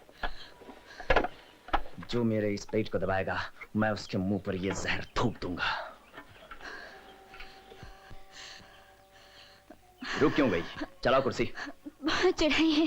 चढ़ाया तो क्या हुआ, तुम अभी जवान हो। लगाओ जोर, जोर लगाओ और जोर से।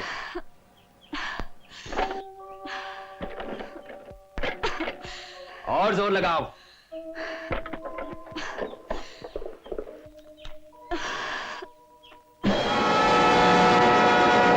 लगाओ जोर, अरे जोर लगाओ। ऐसे। इसका मतलब है अभी तुम्हारी जवानी शबाब पर है।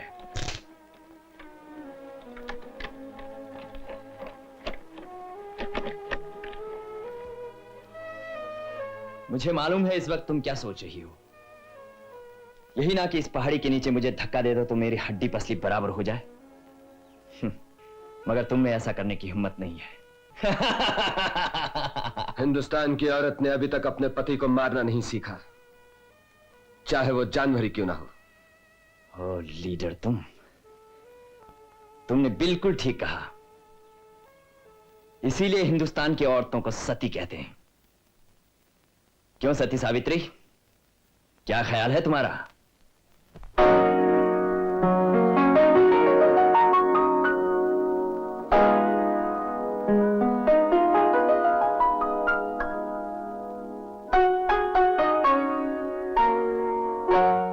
उलझन सुलझे ना, रास्ता सूझे ना, जाऊं कहाँ मैं, जाऊं कहाँ। उलझन सुलझे ना, रास्ता सूझे ना, जाऊं कहाँ मैं, जाऊं कहाँ।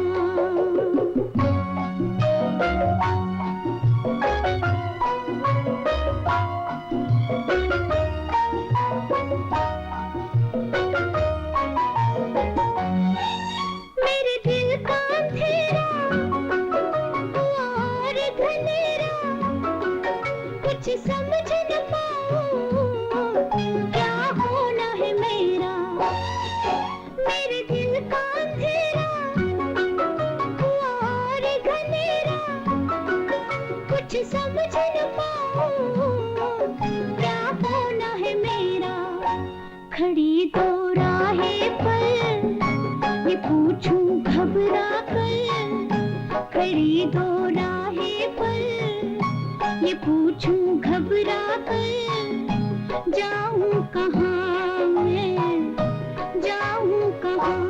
उलझन सुलझे ना, रास्ता सूझे ना, जाऊं कहाँ मैं, जाऊं कहाँ।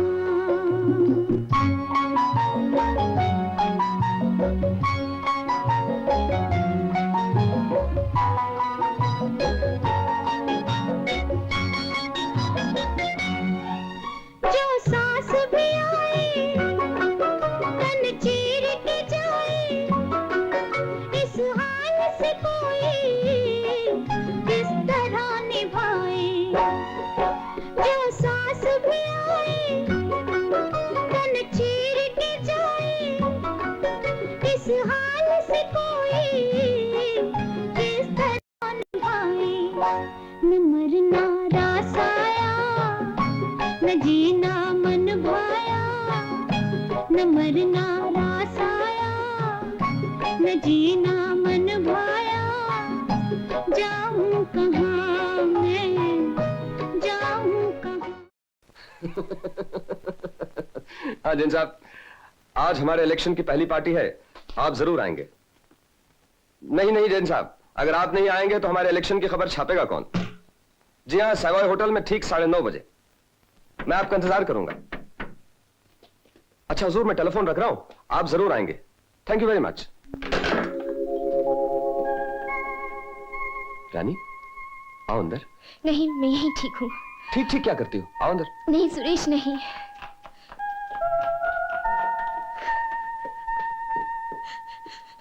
रानी, रानी, क्या हुआ? तुम रो क्यों रही हो? सुरेश, तुम मेरे घर पे मत आया करो। क्यों? बात क्या है? रंजीत के सर पे खून सवार है। वो कहते हैं सुरेश घर पे आया तो गोली मार दूंगा। गोली मारना मजाक है क्या? उसके बाप का राज है। तुम उन्हें नहीं जानते सुरेश। किसी की जान ले लेना उनके लिए कोई बड़ी बात नहीं। अगर वो जान ले सकता है तो दूसरा भी कोई ले सकता है। मैं उस कमीने को एक ऐसा सबक सिखाऊंगा कि वो जिंदगी भर याद रखेगा। मेरे लिए अपनी जान मुसीबत में ना डालो सुरेश। मुझे मेरी किस्मत पे छोड़ दो। तो मैं फिर आत्महत्या करने दूं? तुम कर भी क्या सकते हो? मैं तुम्हें नई जिंदगी दे सकता हूं। तुम्हें तलाक दिला सकता हूं। मैं तुमसे शादी कर सकता हूं। सुरेश, सुरेश, मैं तुमसे मोहब्बत करता हूं रानी।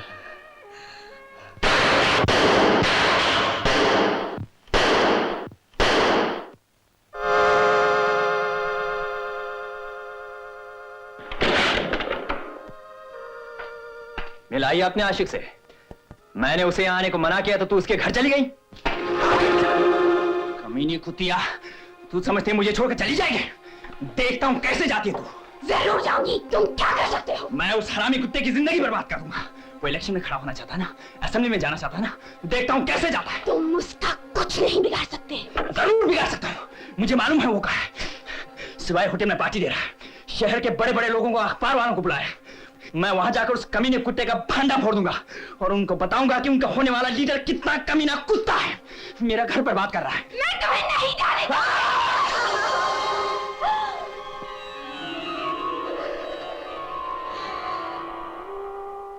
उस दिन रंजीत के सर पे खून सवार था। मैं डर गई, न जाने वो सुरेश को क्या कर दे। मेरा दिमाग घूम रहा था। मैं फौरन ऊपर कमरे में गई और सुरेश को होटल में टेलीफोन कर दिया और रंजीत की धमकी के बारे में सब कुछ बता दिया।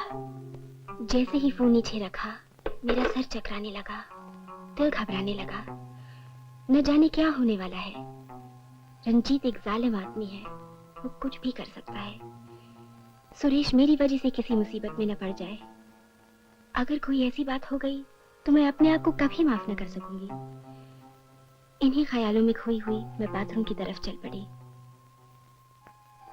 शावर के नीचे सर रख दिया और इन तमाम बातों को दिमाग से निकालने की कोशिश की, मगर अचानक नीचे से जोर जोर से बोलने की आवाजें आने लगी। ऐसा लगा जैसे सुरेश आ गए और मेरे पति के साथ उनका झगड़ा हो रहा है, मगर कुछ समझ में नहीं आया। मैं कुछ सोचकर आगे बढ़ी। जैसे ही तौलिया लपेट रही थी कि आवाजें बंद हो गईं और नीचे खामोशी छा गई। मैं कपड़े बदलने ड्रेसिंग रूम की तरफ चल पड़ी। कपड़े पहनते पहनते सोच रही थी क्या करूं क्या न करूं कि फिर से मेरे पति के जोर जोर से चिल्लाने की आवाजें आने लगी। शायद झगड़ा और बढ़ गया था। इतने में ऊपर से हवाई जहाज गुजरा, जिसके शोर में सब आवाजें दब गईं। हवाई जहाज के गुजरने के बाद फिर सन्नाटा छा गया। हे भगवान, ये सब क्या हो रहा है? मैं साड़ी लपेटते लपेटते जल्दी जल्दी नीचे की तरफ भागी।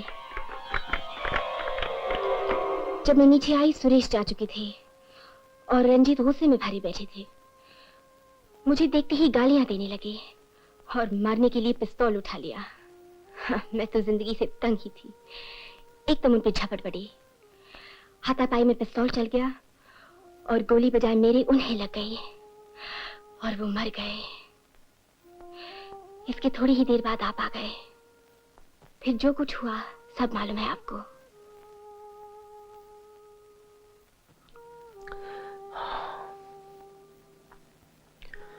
जिंदगी भी इंसान के साथ क्या मजाक करती है। जब मैंने आपको बचाने के लिए स्कीम बनाई तो ऐसा लगता है उस वक्त मैं किस्मत के साथ साजबाज कर रहा था। फांसी का फंदा आपके गले से निकाल के सुरेश के गले में डाल दिया।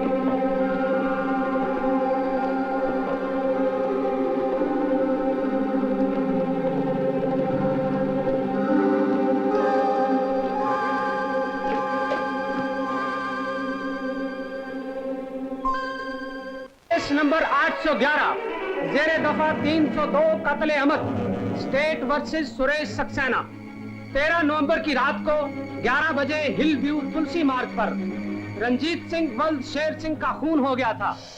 रंजीत सिंह के खून के इल्जाम में पुलिस ने मिस्टर सुरेश सक्सेना को गिरफ्तार किया है और अब कानूनी कार्रवाई के लिए इस अदालत में पेश किया जा रहा है। Mister prosecutor, mister Mehta, yes your honour, mister Chandrashekhar को अदालत में पेश किया जाए।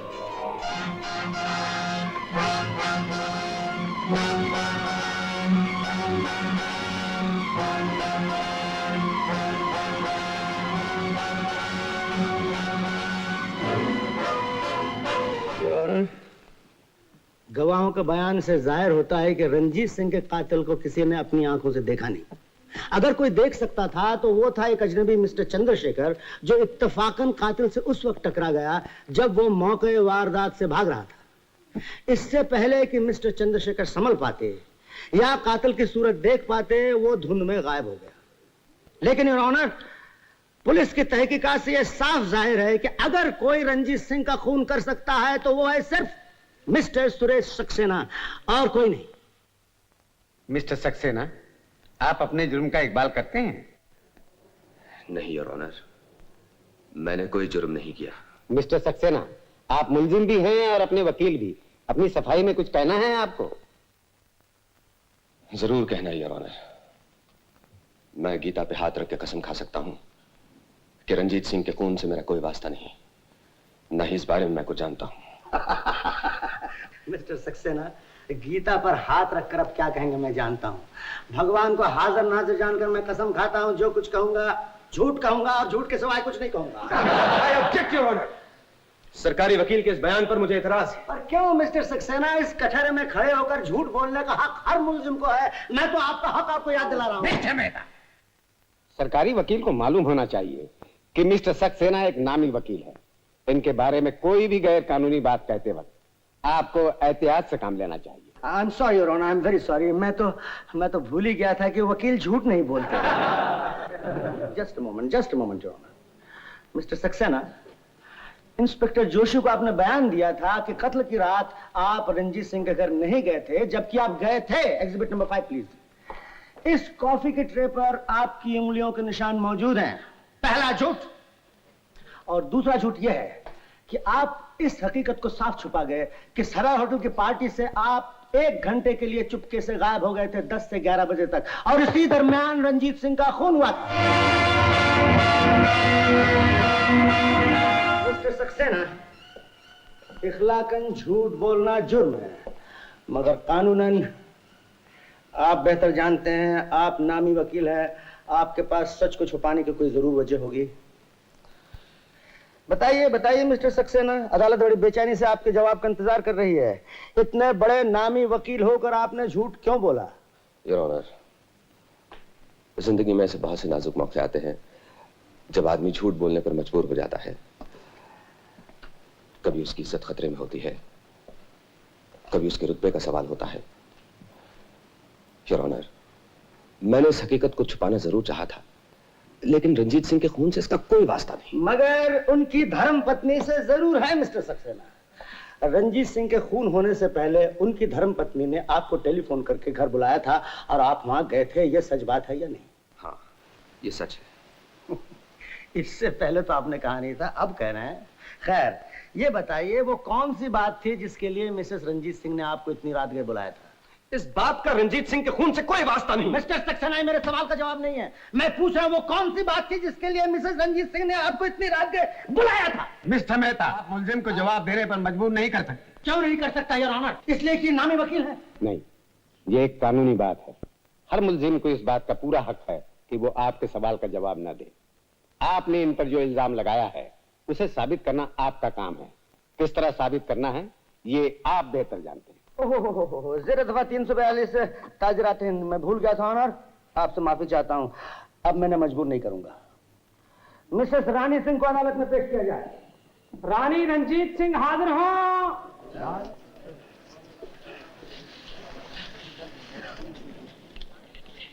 मैं जो कुछ कहूंगी सच कहूंगी, सच के सिवा कुछ नहीं कहूंगी। आपका नाम?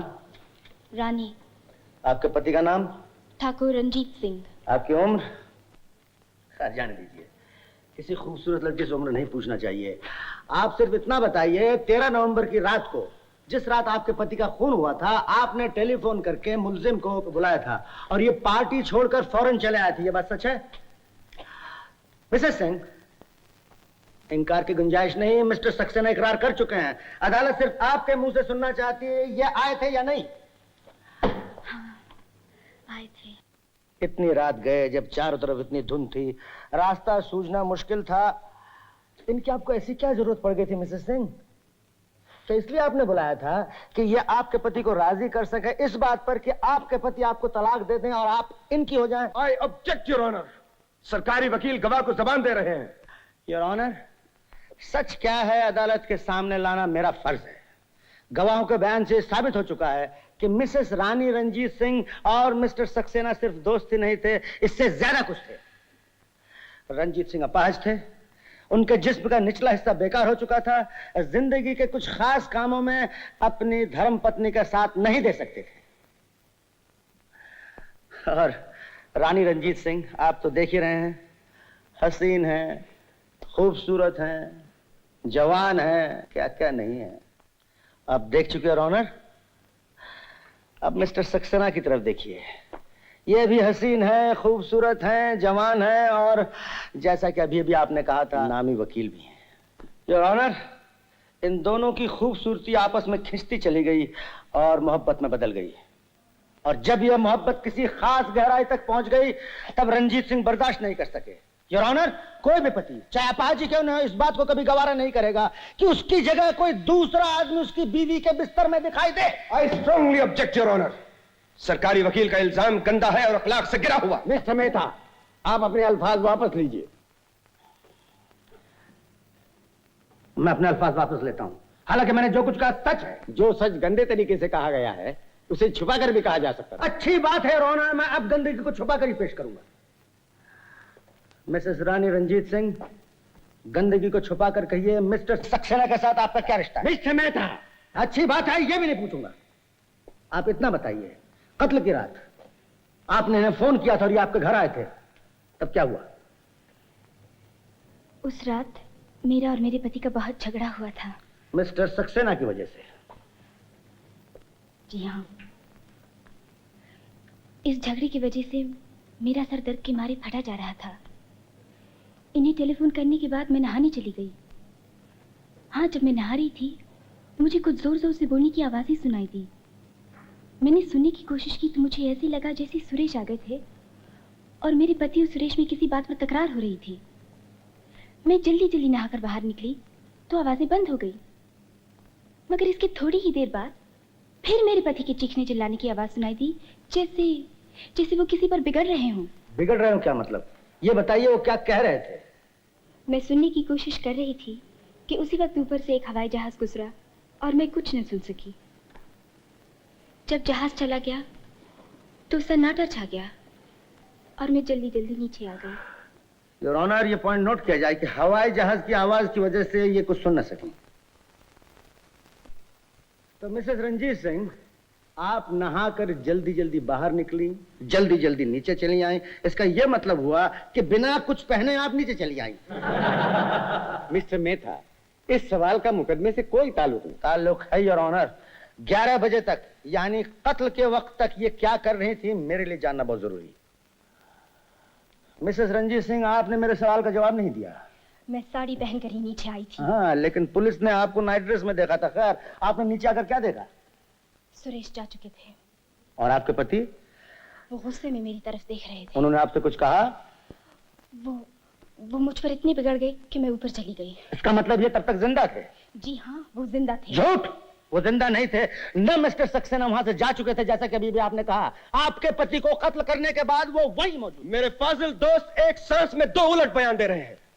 योर ऑनर, इस पूरे मुकदमे की बुनियाद इस बात पर रखी गई है कि कत्ल रात के 11 बजे हुआ था। राधा ने गोली की आवाज बावर्ची खाने में 11 बजे सुनी थी। उस वक्त मिसेस रंजीत सिंह राधा के साथ बावर्ची खाने में मौजूद थी।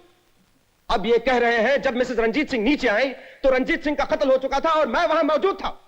योर ऑनर, मेरी समझ में नहीं आता इन दोनों बातों में से कौन सी बात ठीक है। दोनों दोनों सुरेश बाबू, दोनों। क्या फजूल बात कर रहे हैं आप मिस्टर मेहता? क्या किसी आदमी का खून 2 बार हो सकता है? हो सकता है, नहीं हुआ, और दोनों बार आपने किया। ये मजेदार बात है योर ऑनर। मैं अपने फाजिल दोस्त से पूछता हूं, खून पहली बार कैसे हुआ था और दूसरी बार कैसे? योर ऑनर, पहली बार उस वक्त खून हुआ जब ऊपर से हवाई जहाज गुजरा, जिसकी आवाज का फायदा उठाकर इन्होंने रंजीत सिंह पर गोली चलाई। ये बिल्कुल झूठ है योर ऑनर। ये बिल्कुल सच है योर ऑनर। इनका ख्याल था कि हवाई जहाज के शोर में गोली की आवाज दब जाएगी, मगर इन्हें इस बात का इल्म नहीं था कि एक चश्मदीद गवाह वहां मौजूद थी। वो गवाही अभी तक पेश क्यों नहीं की गई? योर ऑनर, ये गवाही मैंने जानबूझकर पेश नहीं की थी। मैं मुनासिब मौके के इंतजार में था। इंस्पेक्टर जोशी, गवाही पेश कीजिए।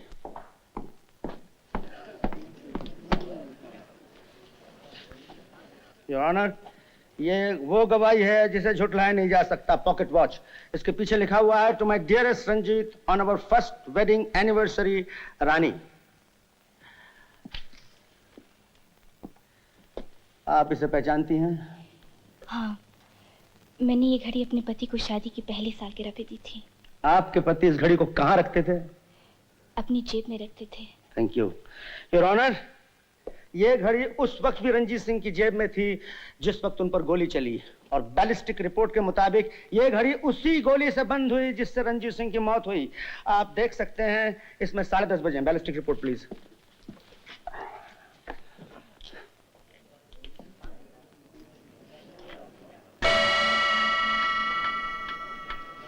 इसका मतलब ये सच है योर ऑनर, रंजीत सिंह का खून 10:30 बजे हुआ था। अब जा सकते हैं। क्या मैं अपने फाजिल दोस्त से पूछ सकता हूं, अगर खून 10:30 बजे हुआ था तो 11 बजे गोली किसने चलाई थी? वो गोली भी आप ही ने चलाई थी सुरेश बाबू। वो था आपका दूसरा खून। दोनों सुरेश, दोनों। कहानी अच्छी घड़ी आपने मिस्टर मेहता। इसका मतलब है खून करने के बाद 10:30 बजे से 11 बजे तक मैं रंजीत सिंह की लाश के साथ शतरंज खेलता रहा और इस बात का इंतजार करता रहा कि 11 बजे मिस्टर चंद्रशेखर आए, मैं उठकर वहां से भागूं और उनसे टकरा जाऊं ताकि फांसी का फंदा बहुत आसानी से मेरे गले में डाला जा सके। है ना मिस्टर मेहता? आप शतरंज नहीं खेल रहे थे सुरेश बाबू, आप एक दूसरी चाल चल रहे थे। आप एक नामी वकील हैं, कानून के दांव पे आज बड़ी अच्छी तरह जानते हैं। 10:30 बजे से 11 बजे तक आप क्या कर रहे थे, रानी रंजीत सिंह को क्या सबक पढ़ा रहे थे, मैं बताता हूं। खून करने के बाद आप दोनों ने मिलकर एक झूठी चोरी का ड्रामा बनाया। कमरे की हर चीज पर से अपनी उंगलियों को निशान मिटाए, लेकिन वो कॉफी ट्रे जो लाश के नीचे दबी पड़ी हुई थी आपको दिखाई नहीं दी, उस पर आपकी उंगलियों के निशान रह गए। फिर रानी सिंह ऊपर गई, जल्दी जल्दी नाइट ड्रेस पहनी, राधा को बुलाया, सर के दर्द का बहाना किया, उसे चाय बनाने के लिए कहा, और फिर खुद एनासिन ढूंढने के लिए बावर्ची खाने में आई और 11 बजे तक ढूंढती रही, मगर इन्हें नहीं मिली। हालांकि इन्हें मालूम था कि एनासिन वहीं दराज में पड़ी थी। उसी वक्त गोली चलने की आवाज आई, जो मौके वारदात से भागने से पहले आपने चलाए थे, महज कानून और इंसाफ को धोखा देने के लिए। योर ऑनर, गोली चलाने के 3 मकसद थे। पहला मकसद, अदालत में यह साबित हो सके कि रंजीत सिंह का खून 11 बजे से पहले नहीं हुआ था। दूसरा मकसद, रानी रंजीत सिंह के लिए इशारा था कि अब वो राधा को रंजीत सिंह के कमरे में भेजे ताकि रंजीत सिंह के खून का वो पहला गवाह बने। तीसरा मकसद, रानी रंजीत सिंह और सुरेश बाबू कानून की नजर में बेगुनाह साबित हों, क्योंकि खून के वक्त दोनों वहां मौजूद नहीं थे। रानी रंजीत सिंह बावर्ची खाने में थी और ये भाग चुके। लेकिन योर ऑनर, वो ताकत जिसने ये दुनिया बनाई है, अल्लाह, खुदा, परमेश्वर, भगवान, जो भी उसका नाम है, इस दुनिया को चलाने के लिए उसने अपने कानून बनाए हैं। इंसाफ करने का उसका अपना तरीका है जो हर इंसान के पहुंच से बाहर है। जैसे सुरेश बाबू बंगले से बाहर भागे, एक ऐसे अजनबी से टकरा गए जिसके इस ड्रामे के साथ कोई वास्ता नहीं था, जिसका मौके वारदात पर पहुंचना महज एक इत्तेफाक था। योर ऑनर, ये वो शख्स है जिसने अपनी हवस के लिए कानून और इंसाफ दोनों को दलील किया। ये वो शख्स है जिसने घड़ी बर्बाद नहीं किया, बल्कि एक ऐसे आदमी का खून किया जो अपाहज था, चल फिर नहीं सकता था और अपना बचाव भी नहीं कर सकता था। ऐसे आदमी को सख्त से सख्त सजा मिलनी चाहिए। योर ऑनर, मैं अदालत से दरखास्त करूंगा कि सुरेश सक्सेना को फांसी की सजा दी जाए।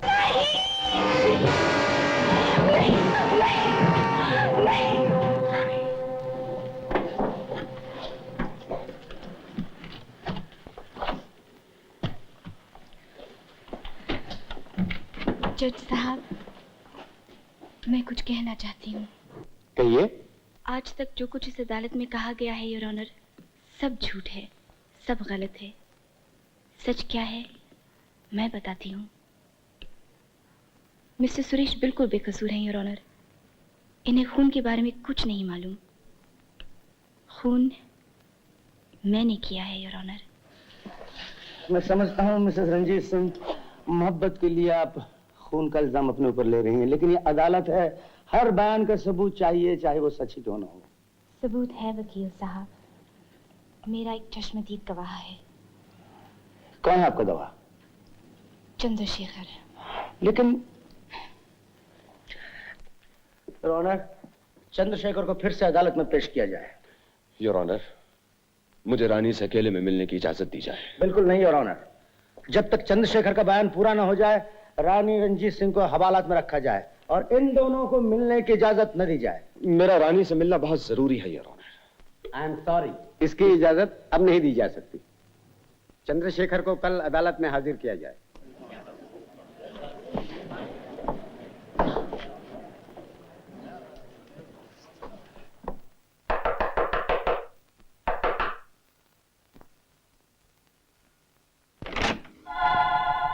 आपका नाम मिस्टर चंद्रशेखर है? हाँ, क्या बात है? आपके नाम समन है। कल आपको कोर्ट में बुलाया है।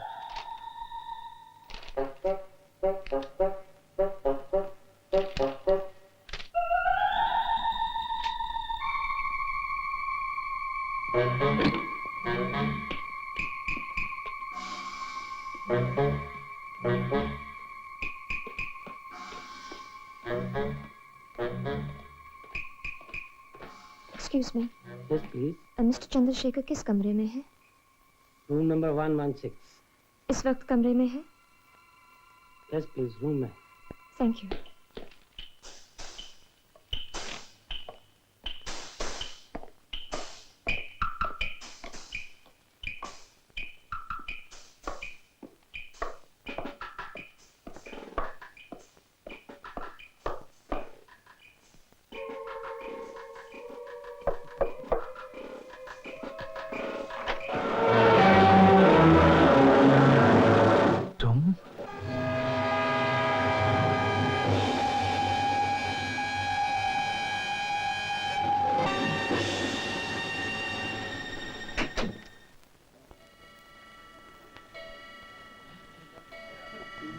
चंद्रशेखर हाजिर हो।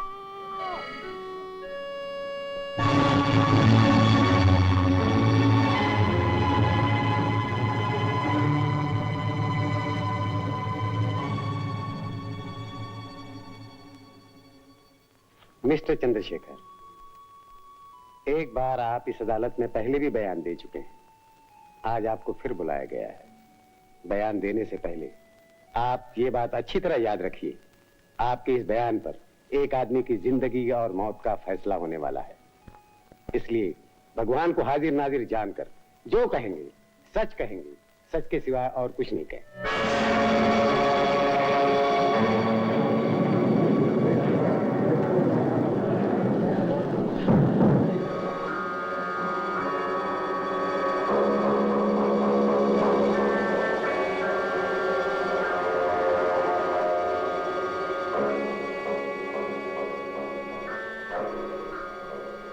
मैं भगवान को हाजिर नाजिर जानकर कसम खाता हूं, आज जो कुछ भी कहूंगा सच कहूंगा और सच के सिवा कुछ नहीं कहूंगा।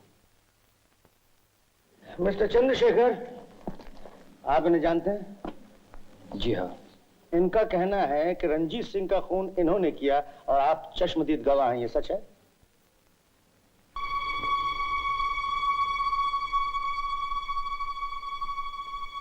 जी नहीं, इन्होंने अपने पति का खून नहीं किया। मिस्टर चंद्रशेखर, ये क्या कह रहे हैं आप सच क्यों नहीं बताते? आप तो जानते हैं खून मैंने किया है। हाँ, मैं जानता हूँ मिसेस सिंह, खून आपने नहीं किया। इसका मतलब है मिसेस रंजीत सिंह का बयान कि इन्होंने अपने पति का खून किया गलत है। जी हाँ। मतलब बिल्कुल साफ है ऑनर, मिसेस रंजीत सिंह अपने प्रेमी को बचाने की कोशिश कर रही हैं। आप ठीक कहते हैं वकील साहब, ये अपने प्रेमी ही को बचाने की कोशिश कर रही है। यानी सुरेश सक्सेना ही रंजीत सिंह के कातिल हैं? नहीं वकील साहब, मिस्टर सुरेश भी कातिल नहीं है। ये क्या कह रहे हैं आप? कातिल ये भी नहीं, कातिल ये भी नहीं, तो क्या कातिल मैं हूं? मिस्टर चंद्रशेखर, यह अदालत है, थिएटर नहीं। आपने बयान दिया था कि आपने कातिल को नहीं देखा क्योंकि धुंध थी। अब ऐसा लगता है कि जैसे आपने खून होते हुए देखा है, कातिल को पहचानते हैं। जी हाँ, मैं कातिल को पहचानता हूँ और कातिल इस वक्त अदालत में मौजूद है। Order, order. मिस्टर चंद्रशेखर, बताइए कौन है कातिल? जरूर बताऊंगा योर ऑनर, पर इससे पहले मैं एक कहानी सुनाने की इजाजत चाहता हूँ। कहानी, कहानी, कहानी और ऑनर, अब तक हम अदालत में कहानी सुनते आ रहे हैं। अगर इन्हें मालूम हो तो इनसे कहिए हकीकत क्या है, बता दें। ये कहानी हकीकत ही है योर ऑनर। इसका रंजीत सिंह के खून से बहुत गहरा ताल्लुक है। कहिए, क्या कहना है आप? योर ऑनर, आज से कई साल पहले की बात है। रंजीत सिंह और प्रकाश दो दोस्त थे। दोनों मिलकर इकट्ठा कारोबार किया करते थे। एक दिन प्रकाश की जिंदगी में एक बहुत ही खूबसूरत और भोली भाली लड़की आई जिसका नाम किरण था। प्रकाश ने किरण से शादी करने का इरादा कर लिया, मगर रंजीत सिंह की बुरी नजर उस पर पड़ी और उसकी नीयत खराब हो गई। अपने रास्ते से हटाने के लिए रंजीत सिंह ने गबन का एक झूठा मुकदमा बनाया और प्रकाश को उसमें फंसा दिया। मुकदमा ऐसा बनाया गया योर ऑनर कि प्रकाश अपनी बेगुनाही साबित न कर सका और उसे 5 साल की सजा हुई। फिर 5 साल की सजा काटने के बाद जब प्रकाश वापस आया तो उसे पता चला रंजीत सिंह ने किरण को अपनी हवस का शिकार बना लिया और किरण ने शर्म के मारे आत्महत्या कर ली। प्रकाश ये बात सुनकर पागल हो गया। उसके दिल में बदला लेने की आग भड़क उठी और वो सीधा रंजीत सिंह के मकान पर पहुंचा। आहिस्ता आहिस्ता तरफ बढ़ा। उस वक्त रंजीत सिंह अपनी पिस्तौल में गोली भर रहा था। जैसे ही उसने प्रकाश के पांव की आहट सुनी, वो पलटा और प्रकाश को देखकर हैरान रह गया। इधर प्रकाश भी हैरान था कि रंजीत सिंह जैसा सुअर आदमी अब पाहिज हो चुका है। उसने सोचा भगवान ने उसका बदला उससे ले लिया है। प्रकाश ने रंजीत सिंह के मुंह पर थूका और कहा, जा, तेरी जिंदगी ही तेरी मौत है। मगर जैसे ही प्रकाश जाने लगा, रंजीत सिंह ने ललकारा और पिस्तौल निकाला। प्रकाश उसको झपटा। दोनों में हाथापाई हुई। रंजीत सिंह के सर पर खून सवार था। वो चाहता था कि प्रकाश को खत्म कर दे, मगर कुदरत को कुछ और ही मंजूर था। हाथापाई में गोली चल गई और प्रकाश की जगह रंजीत सिंह मारा गया। ठीक उसी वक्त ऊपर से एक हवाई जहाज गुजरा जिसके शोर में गोली की आवाज दब गई और घर में किसी को खून का पता न चला। प्रकाश ने बत्ती बुझाई और चुपके से बाहर चला गया। क्या आप प्रकाश को और किरण को अदालत में पेश कर सकते हैं? जी हाँ। योर ऑनर, किरण, मैंने खुदकुशी करने की कोशिश की थी, मगर भगवान ने मुझे बचा लिया। मिस्टर चंद्रशेखर, ये प्रकाश कौन है? प्रकाश मैं हूं।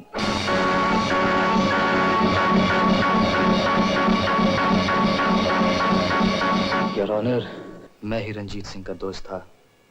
मैं ही बदला लेने रंजीत सिंह के मकान पर गया था और मेरे ही साथ हाथापाई में रंजीत सिंह का खून हुआ था।